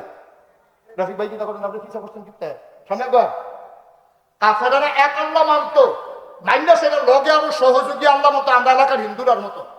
হিন্দুরা একেশ্বরবাদে বিশ্বাসী একদল হিন্দু আছে, তারা এক ঈশ্বর মানে, তবে তারা আবার কয়েকজনটা ভাগ করে কিছু দায়িত্ব দেয়। ইহুদিরাও আল্লাহ মানে, লগে আরেকজন আল্লাহর ফুট মানে। এই খ্রিস্টানেরও আল্লাহ মানে, বিবি মরিয়ম রে আল্লাহর বউ মানে, আর এই মসিহ অর্থাৎ ঈসা আলাইহিস সালাম রে আমার আল্লাহর ফুট নাউজুবিল্লাহ বলে না। ইহুদিরা কয় আল্লাহ দুইজন, খ্রিস্টানেরা কয় আল্লাহ তিনজন, আর হিন্দুরা কয় তোমরা দুই তিনজনের ভিতরে শেষ করবা কেন? মেঘার লেগে একজন, রোদের লেগে একজন, তুফানের লেগে একজন, লেহাফানার লেগে একজন, ফিটাফিটির লেগে একজন, ধানের লেগে একজন, গমের লেগে একজন। ধানের ভিতরে আবার দাঁত আছে না, ইরি ধান, বুড়ো ধান, কালিজিরা, এই মিলাইয়া এরকম ভাগ করতে করতে তো আমরা জিজ্ঞেসতাম, ও তোমরা কয় আল্লাহ হইলে সুবিধা হয়? কয় 33 কোটির কমে মিলাইতাম পারি। ইহুদিরা আল্লাহ হইলো দুইজন, খ্রিস্টানের আল্লাহ হইলো তিনজন, হিন্দুরার কয়জন আর আমরার কয়জন? আল্লাহ সুবহানাল্লাহ বলবেন না? আর কি লাগে আমরা তারা একটাই তো লইয়া শুনি, এক আল্লাহ তো যথেষ্ট। আরো সহজ করে বুঝনের লেগে কই, একবার বাসে মারা গেছে পরে তারা 4 ভাই। কয় ভাই? কথা কয় না রে আপনারা, কয় ভাই? কথা কইতেন না? কয় ভাই? 2 ভাই। তো এই আল্লাহকে তো 4 ভাই আপনারা স্বীকার করেন। 4 বছর তারা কয় ভাই? 3 ভাই, একজন একটা কাল করেছে, বেরিয়েছে। অত্যন্ত দুঃখজনক। 4 ভাই ছিল, 3 ভাই, আমরা 5। মারহাবা কোনটা কেন? 4। একটারা কয় ভাই? কত বড় কয় ভাই? 4 ভাইয়ে বাপ মারা যাওয়ানোর পরে ফহির ফারো তার বাপের আছিল 20। এখন বাপ মারা যাওয়ানোর পরে জনে পাইছে কয়া? 5। 4 ভাইয়ে 5 করে 4 5 20 না। মারহাবা কানা আপনার রফিক ভাইয়ে কয় 4 করে ভাই বেড়ার মধ্যে আরেকটা বাঘ গোয়ানের মতো আছে যে তারা 4 করে নিয়ে আসলে 16 আর বাহি 4 তো আমার লিগে তো থাকে। মারহাবা কাটা তো কয় ভাই? একজনে জায়গা পাইছে বহির ফারো কয়া? 5। একবারে বেশি বুঝুন না। এখন ওই বউরে লইয়া 5টা রেন্ডি করি গাছ লাগাইছে, 1 হাতের বাপের মাথা। কয়টা লাগাইছে? আরেকবার কয় রেন্ডি করি কি গাছে আমি চিনি, আমরা এগ্রিকালচারের ডিপার্টমেন্টে চাকরি করি। তারপরে মাইক বরাবর এগুল দিয়ে আড়াইয়া এগুল দিয়ে আড়াইয়া মাইক বরাবর একটা রেন্ডি করি গাছ লাগাইছে। একবারে লাগাইছে 5-6টা, আরেকবারে লাগাইছে 10-12টা, আরেকবারে লাগাইছে 5-6টা, এবারে লাগাইছে কয়টা? 10 বছর পরে এখন সকলে গাছ বেসনের মত হয়েছে। যেবারে 10-15টা লাগাইছি, সবজি ফোজা বান্ধের নিচে পড়ে এই দেবিদ্দার বাজার ও বেকারির তারা কইছে 15 টাকা দিবেননি। 15 টাকা 20 টাকার বেশি দাম হয় না কেউ। আর যেবারে একটা লাগাইছে এবারে ব্যাপারী চাইয়া 10,000 কইয়া গেছে, এবারে বেছেন। সুবহানাল্লাহ না তো? দুটো কথা না সুবহানাল্লাহ। তাইলে বেড়া 4টা গাছ একটা হইলে যেমন হেবাটার যথেষ্ট, আর সবজি মিলাইয়া যেমন 15টা টাকা কয় না। সুতরাং আমার এক আল্লাহ, তার আর 33 কোটি, তার আর 3 জন, তার আর 2 জন, আমার এক আল্লাহ, আল্লাহর মতো আল্লাহ একজনই যথেষ্ট। ঠিক কিনা বলেন? আর বাইরে কোনো চিন্তা করার দরকার নেই। আফসোস, আফসোসে জাতির জন্য। দুর্ভাগ্য আমাদের, আল্লাহকে যেমন করে চিনা দরকার ছিল আমরা তেমন করে চিনতে পারি নাই, কারণ আমরা কোরআনের ভিতরে ঢুকতে চাই না। এই যে সূরা ইখলাসের ভিতরে এত মজার মজার কথা আছে, আপনি পড়েন, বাংলায় অনুবাদ করা অনেক তাফসীর বের হয়েছে, বাংলায় বাংলা আপনি পড়েন, 10টা মিনিট পড়েন, 20টা মিনিট পড়েন, একটু সময় পরে পড়েন। আমরা কোরআনকে পড়তে চাই না ভাই। আপনি যাইবেন ঢাকা, একবার কাগজও লেখা দিছে দেবিদ্দার থেকে আপনি ঢাকা যাইবেন, আপনি কাগজ দিয়েছেন আড়াইয়া, আপনি ঢাকা যাইতেন পারবেন? আমার কথা কথা যাইতেন পারবেন? যাইতেন গেল অফাস লাগবো, একবার যাবেন না শান্তিনার ফাইন, আরেকবার যাবেন না মাদাইয়ার ফাইন, এই সারা বিকশিতটা দিব গা মাদাইয়া দিয়ে যাইবেন অফ করে। আপনার কে কয় এই মহিষের বাজারও, হ্যাঁ ভাড়া কম কইছে কয়টা তো হ্যাঁ হয়েছেন কিনতে মহিষের কি জানা গেলে ঠিক না? যেই জায়গা চিন্তা দিতেছে আমি সবে লেখা দিছে, তোমরা রাহা যাই বা তোমরা তো চিনো না, আমি তো গণমান রাহা যায়, এই নাও ঠিকানা। এই বাস উঠতে তার দেবিদ্দারতে যাইবা সান্দিনা বাস স্ট্যান্ড রাস্তার দহিন গুলগা খেলিবা, সেই উত্তর গুলগা খেলিও না। তখন আপনি গিয়া দেখছেন কি এর দহিন কি এর উত্তর, বাস বিচারও হলো যায় ভাড়াইটার মতো উত্তর গুল খেলি রয়েছেন, বাসের মুখ হলো ফুক ভাই, আপনি ভাড়াইটার মতো এই বাস উঠটা বইয়া রয়েছেন। এই বাস উঠটা চলন যাবো, ভাড়াও দাও যাবো, টাইমও যাইবো, গিয়া ফসবেন, তবে ডাহা না সিটাকা। হিসাব কি কঠিন না সহজ? কথা বলা কঠিন না সহজ? বাস উঠলে সেটা ঢাহা যাওয়া যেত না, কোন বাসটা ঢাহা যাইবো সেই বাসটার মধ্যে উঠন লাগবো। ভাইও এই লিখিত কাগজটা আপনি আড়াই নিয়েছেন, ওখানে আপনি একবার হেফে যান একবার হেফে যান, সারাদিন ঘুরে গেলে আপনার বাইতে উঠছেন, আপনি যাইতেন পারছেন না, আপনার সব কয় কি তো তোমার আমি সুন্দর করে লেখা দিলাম, ওই লেখা দিলে লবগীতা তেহা আমার করতাম কাগজে ফুটে গেছে, ওইটা তো করতাম না। মুসলমান, তোমরা আমার দূরের মানুষ না, আমিও তোমাদের দূরের মানুষ না, আমরা এক এলাকার মানুষ, আত্মীয়তার বন্ধনে আবদ্ধ। ভাই বোন দিয়ে শোনো রে ভাই, প্রত্যেক দিন এই হাই স্কুল মাঠে মাহফিল হয় না, প্রত্যেক দিন মুস্তাক হয়ে যে আসে না, গভীর মনোযোগ দিয়ে শোনো। ওই আল্লাহ তাবারক ওয়া তাআলা জান্নাতে যাওয়ার জন্য তোমার একটা কোরআন দিছে, রাস্তা চিন্না চিন্না যাওয়ার জন্য। যখন তুমি ওই রাস্তা ভুলে যাও, তখন যেমন তুমি ঢাকা যাওয়া হয় না, ওই কোরআন যদি তুমি ছেড়ে দাও, তোমার ওই আসল ঠিকানা জান্নাতে যাওয়া হবে না, হবে না, হবে না, ঠিক কিনা? রাস্তা হয়েছে এটা, এই যে এই কিতাবের ভিতরে রাস্তা, কোন পথে যাইবেন, কোন পথে যাইবেন না, কি খাইবেন, কি খাইবেন না, কি করবেন, কি করবেন না, সব এখানে দেওয়া আছে। এটা আমরা তারা সুন্দর করে প্যাকেট কইরা একেবারে তাকের উপরে নিয়া যত্ন কইরা রাখা দিছে। ঢাকাইশের বিশ্ব মজুরে গিয়া কইছে একটা কোরআন শরীফ আনেন। আমার মনে আছে আমি এই কাবিলার একটু সামনে গিয়াছি না, আমি রাস্তার দহিন গুলো একটা মাহফিলও গেছিলাম, কই যখন জাগার নাম চিন্তা লাগবে না লিখে কইতাম না, আমি মাহফিলে গিয়াছিল কইছি ও একটা কোরআন শরীফ আনেন। হ্যাঁ বেটা কোরআন শরীফ আনতে গেছে, আমি স্টেজে বইয়া কইছি হ্যাঁ বেটা গেছে রফিক ভাই কোরআন শরীফ আনতো, গিয়াছিরা আর আইয়া না, আমার ওয়াজ মোটামুটি বাতা লইয়া গেছে গা। কতক্ষণ পরে হ্যাঁ বেটা দেখি কোরআন শরীফ লইয়া আইছে, কপালো গাম কমতে আছে, কোরআন শরীফটা বুবো এমনি দৌড়া রাখছে, আইসে পরে আমি এতক্ষণে কোরআন শরীফ রয়েছে, কোন সময় তোদের কোরআন শরীফ লইতে গেছি, কোন তো ধমকি বলেন না। কোরআন শরীফকে আমরা সবসময় লাড়াচাড়া করি নাকি? কোরআন শরীফ আপনি যখন কোরআন শরীফের কথা কইছেন দৌড়িয়া তো গরম গেছি গিয়া, সেটা বড় কখনো কোরআন শরীফ সেটি তো মনে নেই। নাউজুবিল্লাহ রাস্তায় না কইলেন আমি আর কষ্টিটা মুসলমানের ঘরে কোরআন শরীফ কই রাখছো মনে নাই, মনে না থাকবে নেই, মনে নাই যে দেখে আমার দোষ, আমি দুষ্কা।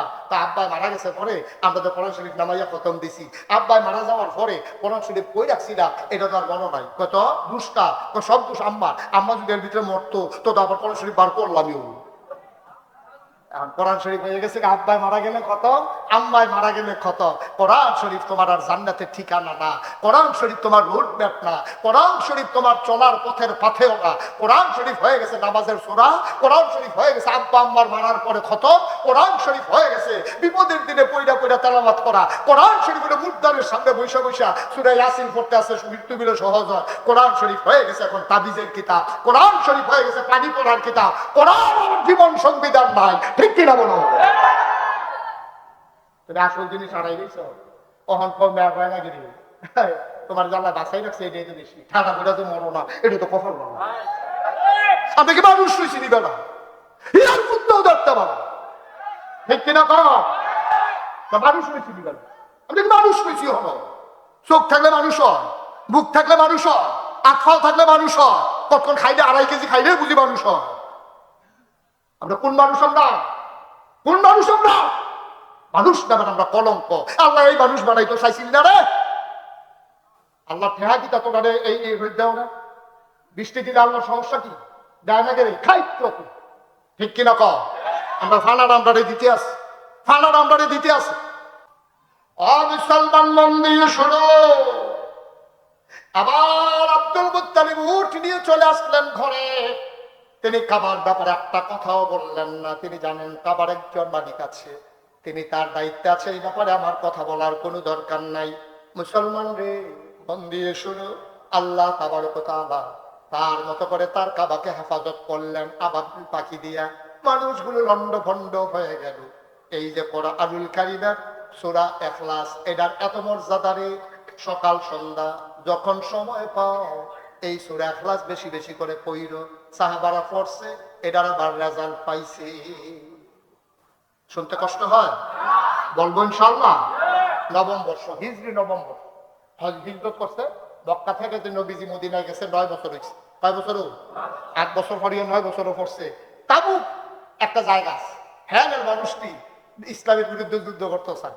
নবীজি কয় আরে চিনছানারে বেড়াই, চিনছানা বেড়া মক্কা টক্কা সাইজ করে লাইতে আসি, আর তোরা তাবুক এগুলো সিফা দিয়ে গেলিস, আচ্ছা লাইন করতে আস। নবীজি যখন শুনছে তাবুক অনেক লোকজন রওনা দিছে, নবীজি আবার এই নবম হিজরি এটা উঠলো গেল, এটা উঠছেন কীর্তন আপনি এখানে যত দিয়ে বই দিয়ে আগের জায়গায় তাই যান তোর হ্যাঁ ভাইয়া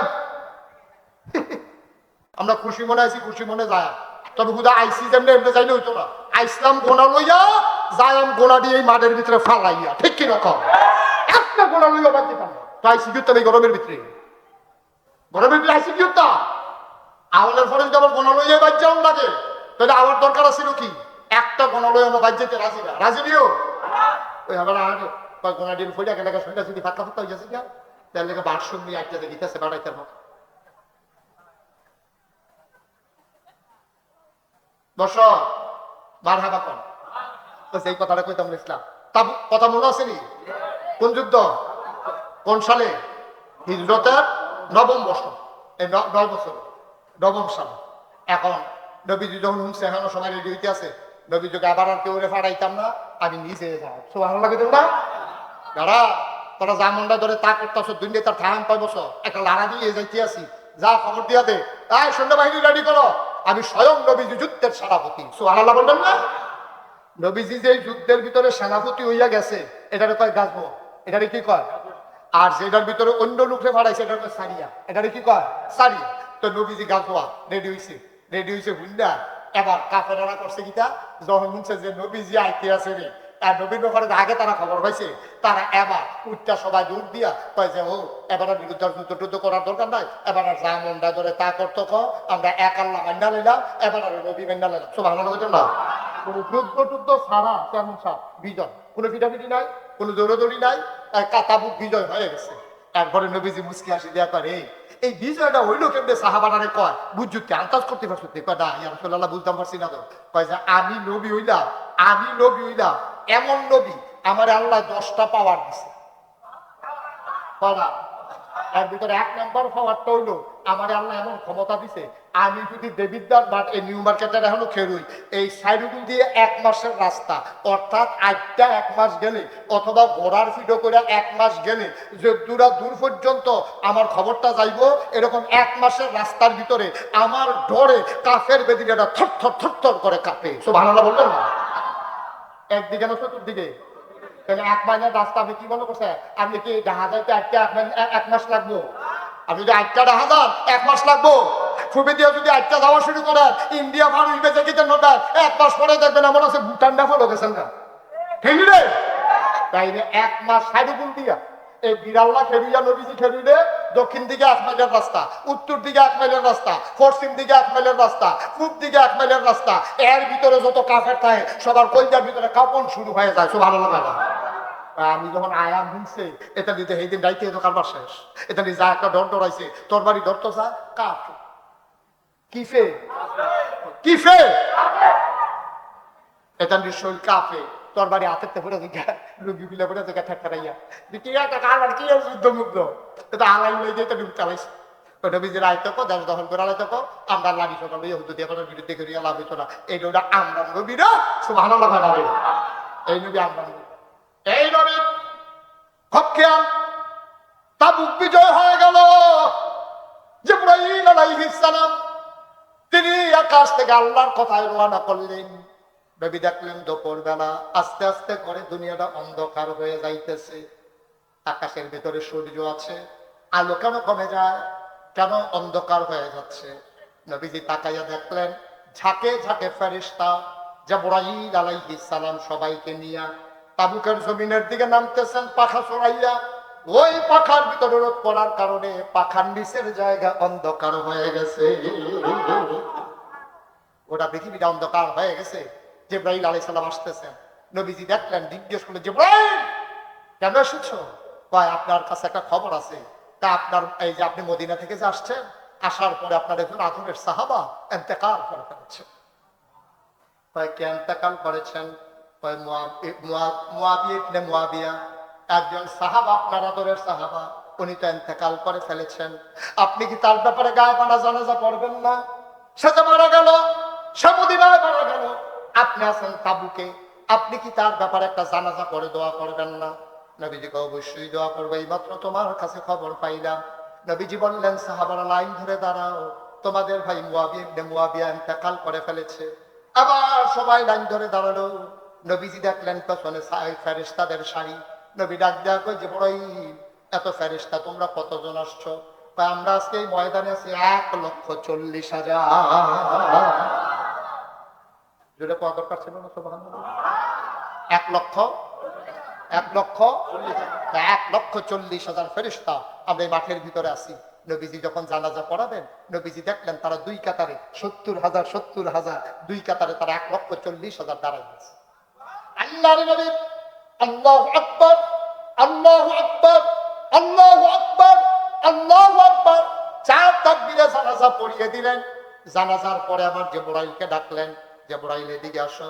জিবরাইল আসলেন, নবীজি ডাক দেয়া কয় জিবরাইল রে, ও জিবরাইল তোমরা 1,70,000 ফেরেশতা এসেছো তার জানাজায়। তার জানাজায় কেন এসেছো তোমরা? সে এমন কি কাজ করছে যেই কারণে ফেরেশতারা পর্যন্ত তার জানাজায় হাজির হয়ে গেছে? জিবরাইল ডাক দেয়া কয় নবী গো, ও নবী তার একটা কাজ আল্লাহ এত পছন্দ করছে এই জন্য 1,40,000 ফেরেশতা পাঠাইছে। কয় কোন কাজটা তার পছন্দ হইছে?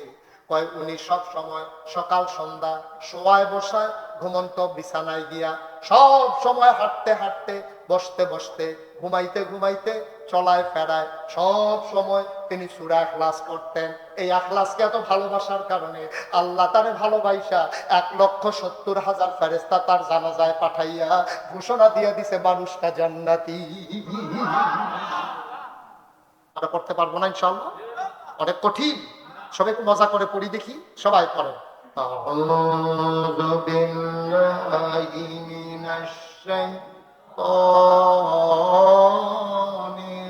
রাজীম। বিসমিল্লাহ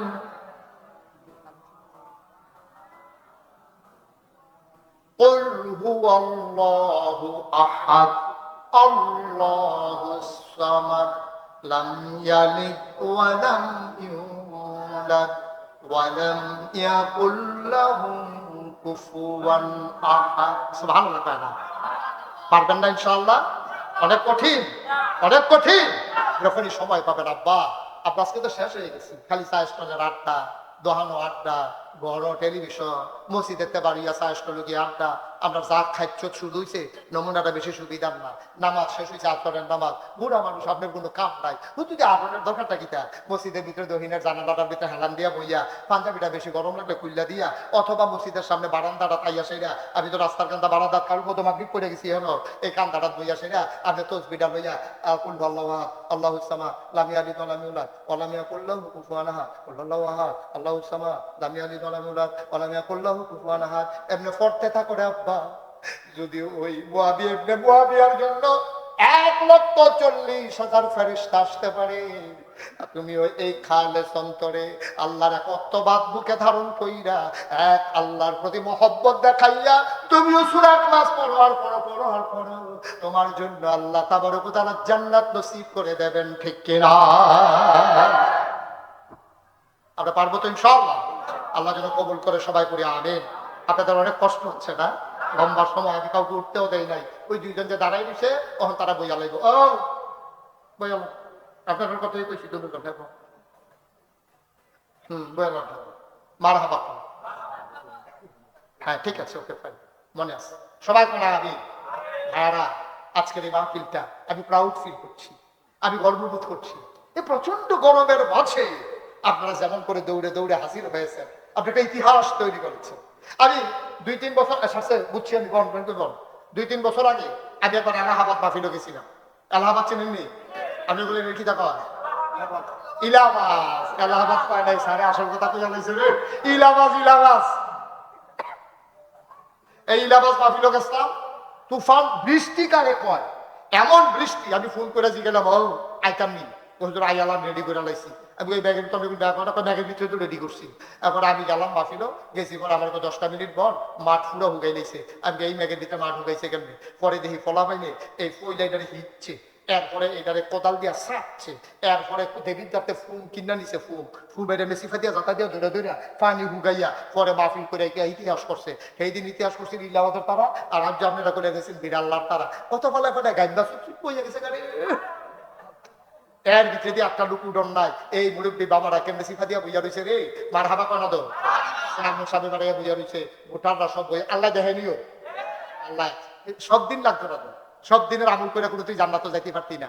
আল্লাহ যদি মনে করে আজগারি মাহফিলদার উচিলা আমরা জান্নাত দিব ফারগুনি রে, আল্লাহ মনে মনে কইব আরে এই গরমের ভিতরে সব গেছে ঘুমতে আইলো, সব গেছে আইলো পাঞ্জাবি চান্ডাবি খুললা দিয়া এরপরে সকলে বাতাস খাইতে আছে, আর আমার এই বান্দারি এই গরমের ভিতরে বুঝা রয়েছে।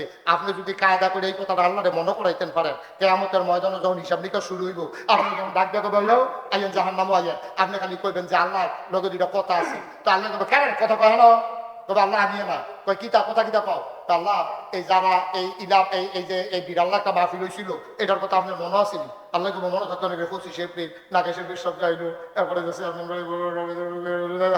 তারপরে এখন মাহফিল হইলো বিশ্বব যাইয়া করলো, উপস্থাপনা পরিচালনা করলো, এটার কথা করছা বলে হ আল্লাহ। তো আল্লাহ এই এলাকার কি এই মানুষটি যে আছে এই আছে না আর তো বাংলা বানাতো এই মানুষটি আছে নাকি এলাকার আরো মানুষ আছে, তো আল্লাহ কইব যে আরো মানুষ তো আছি, কয়তো আমার যে জাহান্নামও দিতে আছে, যারা মাহফিল আইছে না তারাও জাহান্নাম, আর আমি যে মাহফিলও বইয়া নিলাম আমিও জাহান্নাম, এটি বুঝি বিচার তো বাংলা আল্লাহ মুসকে আসতে এই বুদ্ধিওয়ালা কথা হিসেবে বানোতে এত বুদ্ধি করে কথা হিসেবে কখনো কথা তো ঠিকই, একবারে আইনও বইয়া থেকে জাহান্নাম আর তে মাহফিলও বইয়া থেকে জাহান্নাম, হিসাবটা তো ঠিক হয়েছে না। এই ফেরেশতা এই মাহফিলও যারা আইছে তারা নাম দিলে কালিকা বিচাইরা তারা টান দিয়া জান্নাতে ঢুকাই দে, পারবে নাকি পারবে না? আল্লাহর এই ক্ষমতা আছে নাকি নাই? তবে কায়দা করে যদি মনে করাই দিতেন পারে, আর একটা মনে করানোর কথা কইয়া দে, যখন হিসাব নিকাশ শুরু হইব আপনি কবেন যে আল্লাহ ওই যে 25 তারিখে মাহফিল হয়েছিল হাই স্কুল মারো মাহফিলটার কথা তোমার মনে আছে নি? তো আল্লাহ কবে মনে আছে না, তো কবে আল্লাহ মাহফিলটা ভিডিও করছিলি তোমার ফেরেশতারা, কবিলা করছে তো ওই ভিডিও ক্যাসেটটা কিন্তু সার্থ করছেন, তো ভিডিও ক্যাসেটটা সার্ভ করে দেখবো যে মাহফিলটা ঘুরাইয়া চারিদিকে ফ্যান ঘুরতে আছে, আমরা বইয়া রুচি সকলে আল্লাহকে বই যে দেখো মাহফিল, এখন আজকে ডাক দেখো আল্লাহ বাসার লোকে কেন এটা বাসার লোকে বেরিয়েছে কেন এটা, এটা তো তোর মতো, এটা দেখো মতো না আমি কত আমি যে মাহফিলটা বইয়া রইলা আর হাতে যে আইলো বইয়া রইল তার কত টাইনা টিন্ডা আইসি যে আইনে মাহফিলও যাইবিনি, হাতে যাইলো না, আর আমি যে আইয়া করলাম সব থেকে তুই আমার কি সাহস করে আড্ডা মজা লাগে না, আমার কি গাঙ্গার বাতাস শৈল লাগে না, আমি যে মাহফিল আইলাম তে বইয়া রইল তেও জাহান্নাম আমিও জানো মানি না, সব ভালো লাগে না মাহফিলটা বেশি না আমার বান্দারে জান্নাত দিয়া দিই, সব ভালো লাগে তোমরা হারমোনিয়াম সবাই মিল্লা আমরা যুগে তবা করলাম। আল্লাহ নবী কইছে বাসির মাথার পরিমাণ একটা ফোঁটা চোখের পানি যদি কেউ ছাড়ে আর যদি খালেস অন্তরে তওবা করে, মায়ের গর্ভ থেকে শিশুরা যেমন করে নিষ্পাপ হয়ে দুনিয়াতে আসে ওই মানুষটার সাথে সাথে নিষ্পাপ বাচ্চার মতো হয়ে যায়। সুবহানাল্লাহ বলবেন। এই গুনাহগার বান্দারা মনে হয় যেন গুনাহ নাই এমন মনে হয়ে যায়। এই যে দুইজনটা চাই তার গুনাহ নাই মাসুম, তো গুনাহ নাই আর মাফ করাই বুঝি তো তাহলে বাইজে খেতে আছে 11 নম্বর যাচ্ছে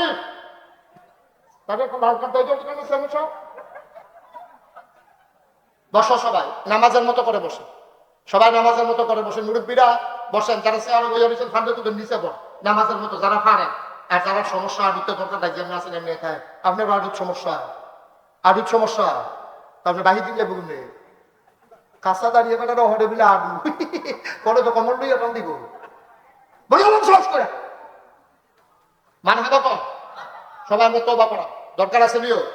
আমার মায়েরা আমার বোনেরা যারা পর্দার আড়ালে শুনতেছেন আম্মা আপনিও ঘরের কোনায় বসেন গো, আমরা সবাই মিলে তওবা করব, সবাই আমার সাথে পড়েন আউযু বিল্লাহি মিনাশ শাইতানির রাজিম বিসমিল্লাহির রহমানির রহিম আস্তাগফিরুল্লাহ। আমরা তওবা করতেছি কার কাছে? মাফ করার ক্ষমতা কার? বাজে একটা কথা আছে এরপরে তওবা করতে আছে। আপনারা ইউটিউবে আমার ওয়াজ শুনেন কে কে দেখে একটু হাত তুলে তো সাথে সময় পান না বিচার ফেলো চাইতাম আছে বুঝছি বিচার তারা আমরা ফেলো চাইয়ে মার হাবা পেতাম না বলেন মার হাবা। হ্যাঁ মাশাআল্লাহ মঞ্চে যারা আছেন সবাই শুনেন। আমি গর্ববোধ করছি যে এই দলমত নির্বিশেষে আবাল বৃদ্ধ বনিতা সবাই মিলে চলে আসছেন, মায়েরা বুড়ারা ঘরের কোনায় বসে আছেন, আমরা প্রাণ ভরে কথা শুনবো। আপনারা জানছেন যে নাগাইশের এই যে আপনারা দেখছেন মুশতাক ফয়েজি পীর, খুব খেয়াল করে শুনেন, এই যে দেখছেন মুশতাক ফয়েজি পীর সাহেব, আমি কিন্তু পীর সাহেব হইতাম চাইতাম না। আমার দাদা ছিলেন ফুরফুরা সিলসিলা অন্যতম বড় একজন আল্লাহর ওলি, আল্লাহর এক মাকবুল বান্দা। চেয়ারম্যান সাহেব হয়তো জানেন না, অনেকেই হয়তো জানেন না। আমার আব্বা মারা গেছে দাদার আগে, দাদা মারা গেছে 96-98 সালে, আমার আব্বা মারা গেছে 85 সালে। সালে আমার আব্বা মারা গেছে। তো আব্বা ইন্তেকাল করার পরে আমার দাদা দরবারের দায়িত্ব পালন করতেছেন। আমার আব্বা আলেম ছিলেন, বড় বক্তা ছিলেন। তো দাদার আশা ছিল দাদার পরে হয়তো আমার আব্বারে ফিরসাব বানাইবো। তো আব্বা ইন্তেকাল করছে, আমি ফিরসাব বানাইবো পারে। আমি তখন ঢাকা লেখাপড়া করি। তখন খবর দিছে আইনা বাইতে যদি দুনিয়ার মানুষ দাদা হলে বইয়া কয়, ও আমার তো আশা ছিল আমার পরে আমার ফয়েজ আহমদ, ওই আব্বার কথা কয় আর কি, যে দরবারের দায়িত্ব পালন করবো, লোক আমার ফাঁকি দিয়া এখন এই দরবার কে চালাইবো। আমি চিন্তা করছি আমার আদরের নাতি মুস্তাক হয়েছি, আমার পরে তে ফিরসাব হইব। আলহামদুলিল্লাহ। আমি ডরাইছি, আমি কাঁদছি। আমি কইছি আমার বয়স কম, আমার যে বড় ভাই আছে, 3 জন চাচা আছে, তারারে হালাই আমি ফিরসাব কেড়ে। দাদা আঞ্জা দিয়ে ধরে আমার কইছে, যে পারবো আমি তারই দিছি। আমি কইছি আলহামদুলিল্লাহ। এই 1998 সালে দাদা ইন্তেকালের পরে এই দরবারের দায়িত্ব যখন আমার কান্ধ পড়লো, আমি সারা দেশ ফিরসাব দেখে আমি অতিষ্ঠ। আপনারাও আমি কইলে গর্ব দেখবেন, বাংলাদেশের অধিকাংশ ফিরসাব দেখবেন বইয়া বইয়া খান, ঠিক নেই? কোনো কামটাম না। আচ্ছা, ও ফিরসাব খালি ধনীমাই সইব না গরিবও ফিরসাব হইতে পারবো? পারবো নি? তো গরিবের যদি ফিরসাব হয় তো সিএনজি চালাইলে ফিরসাবি ছুটতে দেবো গা, তো অটো চালাইলে ফিরসাবি ছুটতে দেবো গা। কিন্তু বাংলাদেশের কোনো ফিরসাব সিএনজি চালায়, অটো চালায় অথবা কোনো চাকরি বাকরি করে খুব কম। আমি দেখলাম ফিরসাব খালি বইয়া বইয়া খাওয়ান, ভোগিন নিবেদি টেহা দিব, রিক্সাওয়ালায় টেহা দিব, তে বইয়া বইয়া খাইতে খাইতে খাইতে খাইতে শরীরে এইরকম বলবো মনে হয় 5-6 জন আসলে, ঠিক কিনা কম? অধিকাংশ বাংলাদেশের এই কারবার মনে করতেছে যে এমন একটা মজার ব্যবসা, খালি বইয়া বইয়া খাওয়ান যায়, কোনো মেহনত করণ লাগে না। আমি মানে ঘৃণা করছি সারা জীবন এটি দেখতে দেখতে। কিন্তু পিরানি এই জন্য আসে নাই, পিরানি এসেছে মানুষকে দিনের পথে নিয়ে আসার জন্য, গোমরা মানুষকে পথ দেখানোর জন্য। আমি দাদারে পেলাম, দাদা আমার যে ফিরসাব বানাইবেন, আমার কথা আছে। কয় কি কথা? আমি এই ফিরসাব হইতাম চাই না, যে ফিরসাব বইয়া বইয়া খা। কয় তোমার আমি এই ফিরসাব বানাইতাম চাই। মার হাবা কোনটা কেন? তা কয় তুমি কি ফিরসাব হইতা চাও? আমি এই নাগাইশ দরবারে আসবে, ওই পথ হারা মানুষ আসবে, পথের দিশা নিয়ে যাবে, গোমরা মানুষ আসবে, হেদায়েত নিয়ে যাবে, সাধারণ মানুষ আল্লাহর ওলি হয়ে যাবে। আমি এমন দরবার বানাইতে চাই। কত কি লাগবে তোমার? আমি কি কিছু জমিন দেওয়া লাগবো? এটার একটা মার্কা আছে, বাচ্চাদেরকে থামাই যান। তো এই কথা কইছি পরে আমি বেশি কিছু জমিন লাগবে। দাদা কয় আমার তো বেশি জমিন টমিন নাই। এরপরে দাদা আমার 9 শতক জমিন। কয় শতক? কথা বল না কেন? কয় শতক? মাত্র 9 শতক জমিন দরবারের নামে আমার দাদাই দিচ্ছে। আমি কিছু এইটা জমি হইতো না। দাদার এতেকালের পর আমি জমিন কিনা শুরু করলাম। জমিন কিনতে কিনতে কিনতে কিনতে আমি কিনলাম 18 একর। দাদাই দিছে 9 শতক, আমি কিনছি 1800 শতক। মানে হবে না? কয় শতক? 18 শতক। আরে 1800 মার হাবা কয় না। 1800 শতক জমিনের উপরে যারা গেছেন নাগাইশ, আমার দাওয়াত দিত যারা গেছে তারা দেখতে আইছে।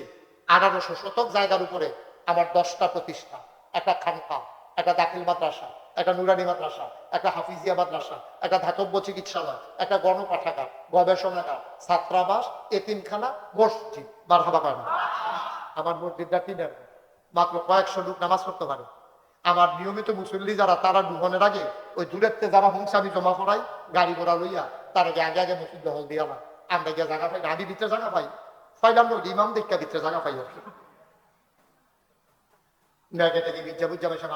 নামাজ পড়ে আর ইঞ্জিনিয়ারদেরকে ডাকাইয়া বললাম, দৃষ্টিনন্দন স্থাপত্য শৈলী মণ্ডিত মুসলিম বিশ্বের এক অনন্য নিদর্শন, সুন্দর করে একটা মসজিদের ডিজাইন করো। তারা মসজিদের ডিজাইন করছে, কইরা আমার কাছে লই আইছে। আমি কি চমৎকার একটা ডিজাইন। আমি কি তার এটা মসজিদের কথা কইছিলাম, এই মসজিদ আঁকে আনছি। ওই যদি বড় বড় দেখা যায় কতদূর বড়। আমি তো এত বড় মসজিদ কিরকম বড়? তো কিরকম বড় বুঝলেন না? এটা ভিতরে এক লগে নামাজ পড়তে পারবো 6000 লোক। কয় হাজার? আমরা বিড়াল্লা বাস স্ট্যান্ডারটা ভ্রমণ নিতে পারি। কেউ স্যার এরকম দেখবো এরকম তো ধরতে বেশি কি এরকম আরো বড় রে। 6000 লোক এক লগে নামাজ পড়বে। বাংলাদেশে এই প্ল্যানে কেউ মসজিদ করেন বিলে হুজুর একটা বড় উদয় আছে, হ্যাঁ বড় থাকতে পারি, কিন্তু আমার একটা পরিকল্পনা অন্যরকম।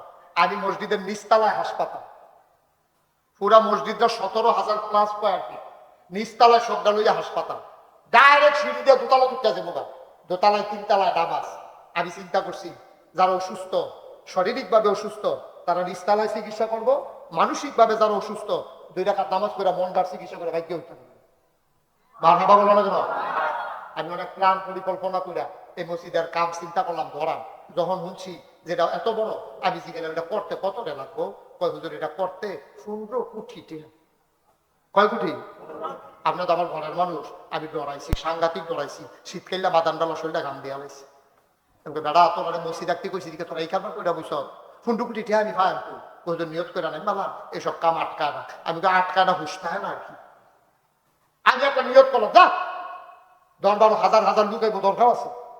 নিয়ত করে না আপনার যে আল্লাহ, আমি মুস্তাক হইলি, গরিব মানুষ, আমার এই ক্ষমতা নাই ফুন্ডু কুটি ঠে দিয়ে মসজিদ করার, তবে আমার এক দূর ক্ষমতা আছে যে 1 বছরে মাহফিল করে যত টাকা হাদিয়া পাই, পুরো 1 বছরের হাদিয়ার টাকা আমি আমার মসজিদে দান করে দেবো ইনশাআল্লাহ। আমি এক মুডে এই গত রমজানের আগের রমজান, এই যে কয়দিন আগে রোজা গেল, এর আগের রোজার 2 তারিখে আমি মসজিদের কাম ধরছি। আমি 1 বছরের আমার কামাই 25 লক্ষ টাকা আমি এক লগে দিয়া তারপর আমি মসজিদের কাম শুরু করছি।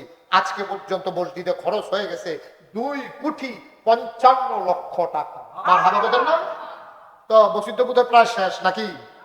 না, ফ্লোরটা হইছে ফ্লোর, ফ্লোর হইয়া নিস্তালা কলাম দিয়ে উঠছে, ওখান সেন্টারিং এর কাজ চলতে আছে।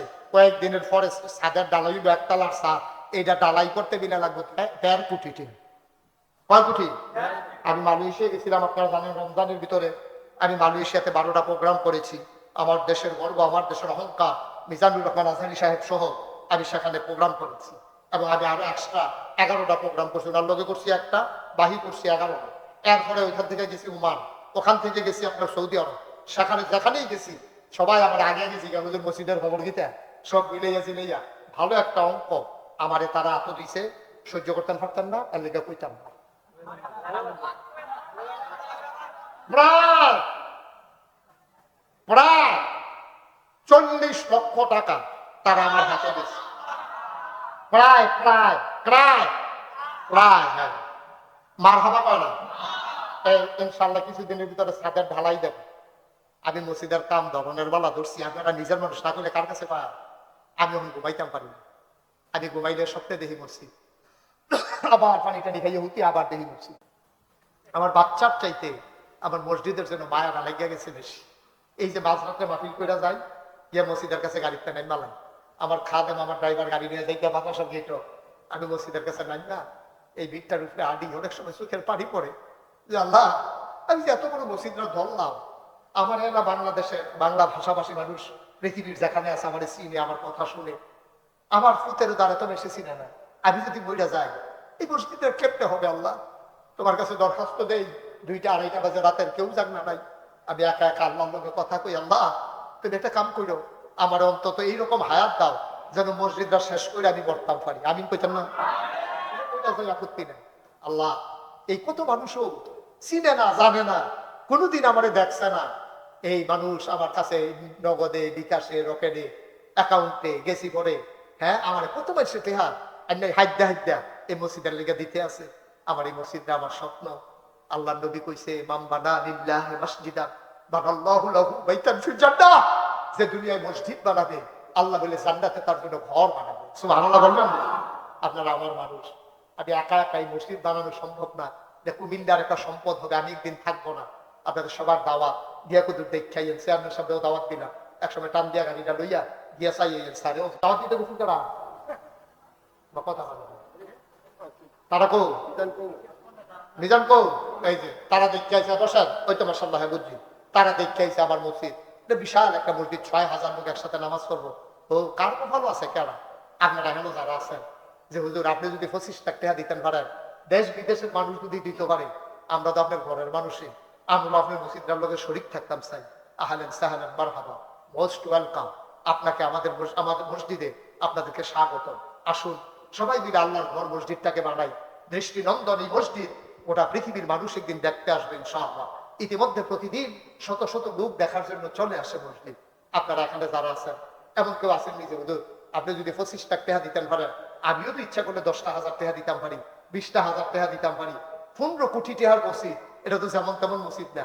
কেউ পারবেন নি এরকম যে হুজুর ইনশাআল্লাহ আমি 10,000 টাকা, 20,000 টাকা, অথবা 5,000 টাকা, অথবা 1,000 টাকা ইনশাআল্লাহ আমি দিয়া আপনার মসজিদটা শরীক থাকতাম চাই। আল্লাহ যেন আপনাদের এই দানের উচিলা জান্নাতে আপনাদের জন্য ঘর বানাই দেয়। আমি প্রাণ ভরে প্রতিদিন আপনাদের জন্য দোয়া করতেছি 3 ছাত্রদেরকে নিয়ে, আল্লাহ যেন কবুল করে সবাই করা হবে। পারবেন হতো না স্যার? যে মাসা বলেন 1,000 কিনা খান সাহেব, শাহ আলম খান সাহেব দেন, দিয়ে দেন। শাহ আলম খান সাহেব উনি ইনশাল্লাহ উঠেন না কেউ ভাই, পারলে দেবেন না, এটা কোনো কালেকশন না, এটা হলো মসজিদ আমরা করাম, মনে ধরলে দিবেন না হলে না, এটা কোনো জুরাজুরি নেই। আমি কোনো এখানে মসজিদের কালেকশন করতাম আইসি না, আমি এসি ওয়াজ করতাম, প্রসঙ্গ কর্মে কথা উঠছে কথাটা কইলাম, আল্লাহ যেন কবুল করে সবাই কোনো আমিন। যে মাশাআল্লাহ শাহ আলম খান সাহেব উনি নগদ 1000 টাকা দিয়েছেন, বলেন মারহাবা। আর কেউ আছে? মাশাআল্লাহ আমার ভাই কি নাম না? জামাল খান। জামাল ভাই না ফাঁসে একটা নামাজ পড়ে গেছেন, নামাজ পড়েছে? হ্যাঁ আপনি মাশাআল্লাহ জামাল আরেক খান, মাশাআল্লাহ জামাল খান সাহেব উনিও দিচ্ছেন 1000 টাকা, মারহাবা বলবেন না? আর আছেন কেউ? এখন দোয়া হয়ে যাবে, তওবা করবো খুশি মনে, আল্লাহর ঘর মসজিদের জন্য দিবেন, আর আল্লাহ আপনার লেগে জান্নাতে ঘর বানাইব, এটা যেমন তেমন কথা মনে করেন না, যেমন তেমন কথা মনে করেন না, আল্লাহ কপাল খুলে দেবে, আল্লাহ ঢাইলা দেবে ইনশাআল্লাহ। আর নাই কেউ আছে? মাশাআল্লাহ মাশাআল্লাহ, জি জি মাশাআল্লাহ। আমাদের সভাপতি সাহেব, প্রফেসর সাহেব উনি ইনশাআল্লাহ 1000 টাকা দেবেন। 5000 না অসুবিধা নাই, কইলি কি মানুষ উৎসাহিত হইব, উনি দিব 5000 টাকা। আর স্যারের আরে তেহাই কামতে আছে রে, ও কামছে এমন টেহাই কামতে আছে, কথা দেখে মনে পড়ছে, এটা কি কইলি তা এই এক হুজুরে যে মসজিদ আছে আপনার সাথে টেহা কামতে আছে তো।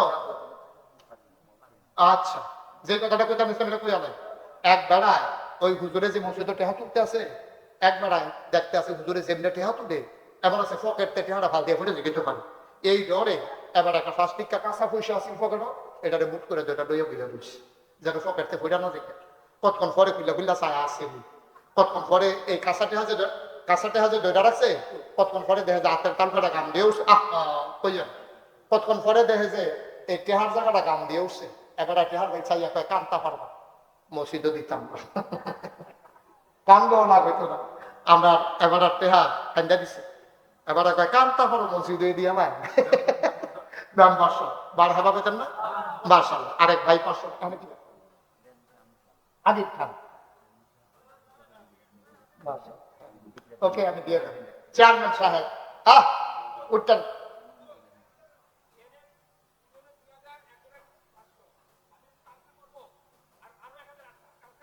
আমি বলবো বলবো এখনো দুইজনে 2000, আরেকবার 1000, আরেকবার 500, মোট 3.5 মারহাবা করে দেবো। হেডমাস্টার সারে দিছে, ও সারে গো ও মাশাআল্লাহ, আমাদের হেড স্যার উনি দিছে, মারহাবা কোনটা কেন? আমরা চেয়ারম্যান সাহেব শরীর থাকবো। হ্যাঁ আব্দুল কাদের 500 দিছে, চেয়ারম্যান সাহেব আমার কাছের মানুষ, যৌবন দীপ্ত প্রাণ, আমি সব জায়গায় গেলে আমি বলি চেয়ারম্যান না ওনের আগে এবারে যদি বুঝাই যাচ্ছে চেয়ারম্যান হইতে পারে, ফার্স্ট করোনার পরে 5 বছর খেদমত করোনার পরে এবারে চেয়ারম্যান হইতো ফারে লাগিয়ে দুঃখ আমার আর গেল। আল্লাহ যেন আমার চেয়ারম্যানকে মডেল চেয়ারম্যান হিসাবে, আদর্শ চেয়ারম্যান হিসাবে কবুল করে সবাই করে আমিন। জি আপনারা যারা 500 1000 দিচ্ছেন, স্যারে আপনার প্রফেসর স্যারে মাশাআল্লাহ উনি 5000 টাকা কইতাম না করছে, কইয়া লাইছে, উনি 5000 টাকা নগদ দিয়ে মারহাবা করে গেল। আপনারা যারা পারেন আমার অনুরোধ, একটা দুটো খালি হাতে যায়, 10টা টাকা হইলেও দিয়ে তো কইতেন পারবেন আমি 10টা টাকা দিচ্ছিলাম না, কিয়ামতের ময়দানে কইতেন পারবেন আল্লাহ একবার আর কোটি কোটি টাকা আছেন দিছে না, আর আমি রিক্সাওয়ালা কুলি মজুর আমি 10 টাকা দিয়া দৌড় হইছিলাম, আল্লাহ দৌড়ার না দৌড়ার মর্যাদা একরকম হবে না, আমি প্রাণ ভরে দোয়া করে দেবো। আমার ছেলেরা যাও একটু ভেতরে যাও, 100 200 10 20 50 একজন লোক দোয়া করে খালি দিলেন না, ও আপনার কাছে টাকা নাই, একজন লোক খালি দিয়ে আমরা 2টা টাকা দিলাম, 2টা আমি গুলো 100 টাকা, তুমি লালগঞ্জি তোমার কাছে টাকা নাই আসেনি তো 2টা দিবা না। মাশাআল্লাহ আবুল কাসেম খান উনি নগদ দিছে 500, আমরা সবাই মিলে দোয়া করবো, দয়া করে একটা লোক উঠবে নাই, এই যে ভাই উঠেন না দোয়াটা করে দেন, নাম বলতে চায় না, আমার এক ভাই 1000 টাকা দিয়েছে, আপনারা যারা দিতে চান আমার ছেলেরা আসতেছে তাদেরকে দেন, তাদের কাছে দেন, আমার খাদেম আছে, আমার দরবারের মুআল্লিম আছে, তাদের কাছে দেন, আল্লাহ ভাইলা দেবে, নিয়া কুলাইতে পারবেন না। মা বোন যারা শুনতেছেন তারাও যদি কিছু দিতে চান দিয়ে দেন, আল্লাহ বরকত দেবে ইনশাআল্লাহ। এই মুহূর্তে আমাদের সামনে আজকে কথা বলবেন, দোয়া নেবেন আমাদের সম্মানিত চেয়ারম্যান, কি নাম না, মোহাম্মদ জাহিদুল হক, আমার কলিজার টুকরা যুবক, ইনশাআল্লাহ উনি 1 মিনিট কথা বলবেন, তারপরে ইনশাআল্লাহ দেন মাইকটা দেন, উনি ইনশাআল্লাহ আমরা দোয়া করে দেব। দয়া করে একজন লোক উঠেন না, পরিবেশটা নষ্ট করবেন না, দয়া করে একটু বসেন, দেন দেন মাইক দেন। জি মাশাআল্লাহ হইছে, উঠেন নাও, শরমের কথা আমরা দোয়াটা করে যা, বসেন দেন বলেন, অসুবিধা নেই। ওকে জি, এদিকে দেন, আমার কাছে দেন। মাস এই বাচ্চারা সম্মানিত জনতা, আপনাদের সামনে সংক্ষিপ্ত দোয়া নিচ্ছেন জাপান ইউনিয়ন পরিষদের সম্মানিত চেয়ারম্যান। ওনার আগে আমাদের আজকে মাহফিলের বিশেষ অতিথি জনাব লুৎফুর রহমান বাবু ভাই একটু কথা বলছেন, সালাম জানান করছেন।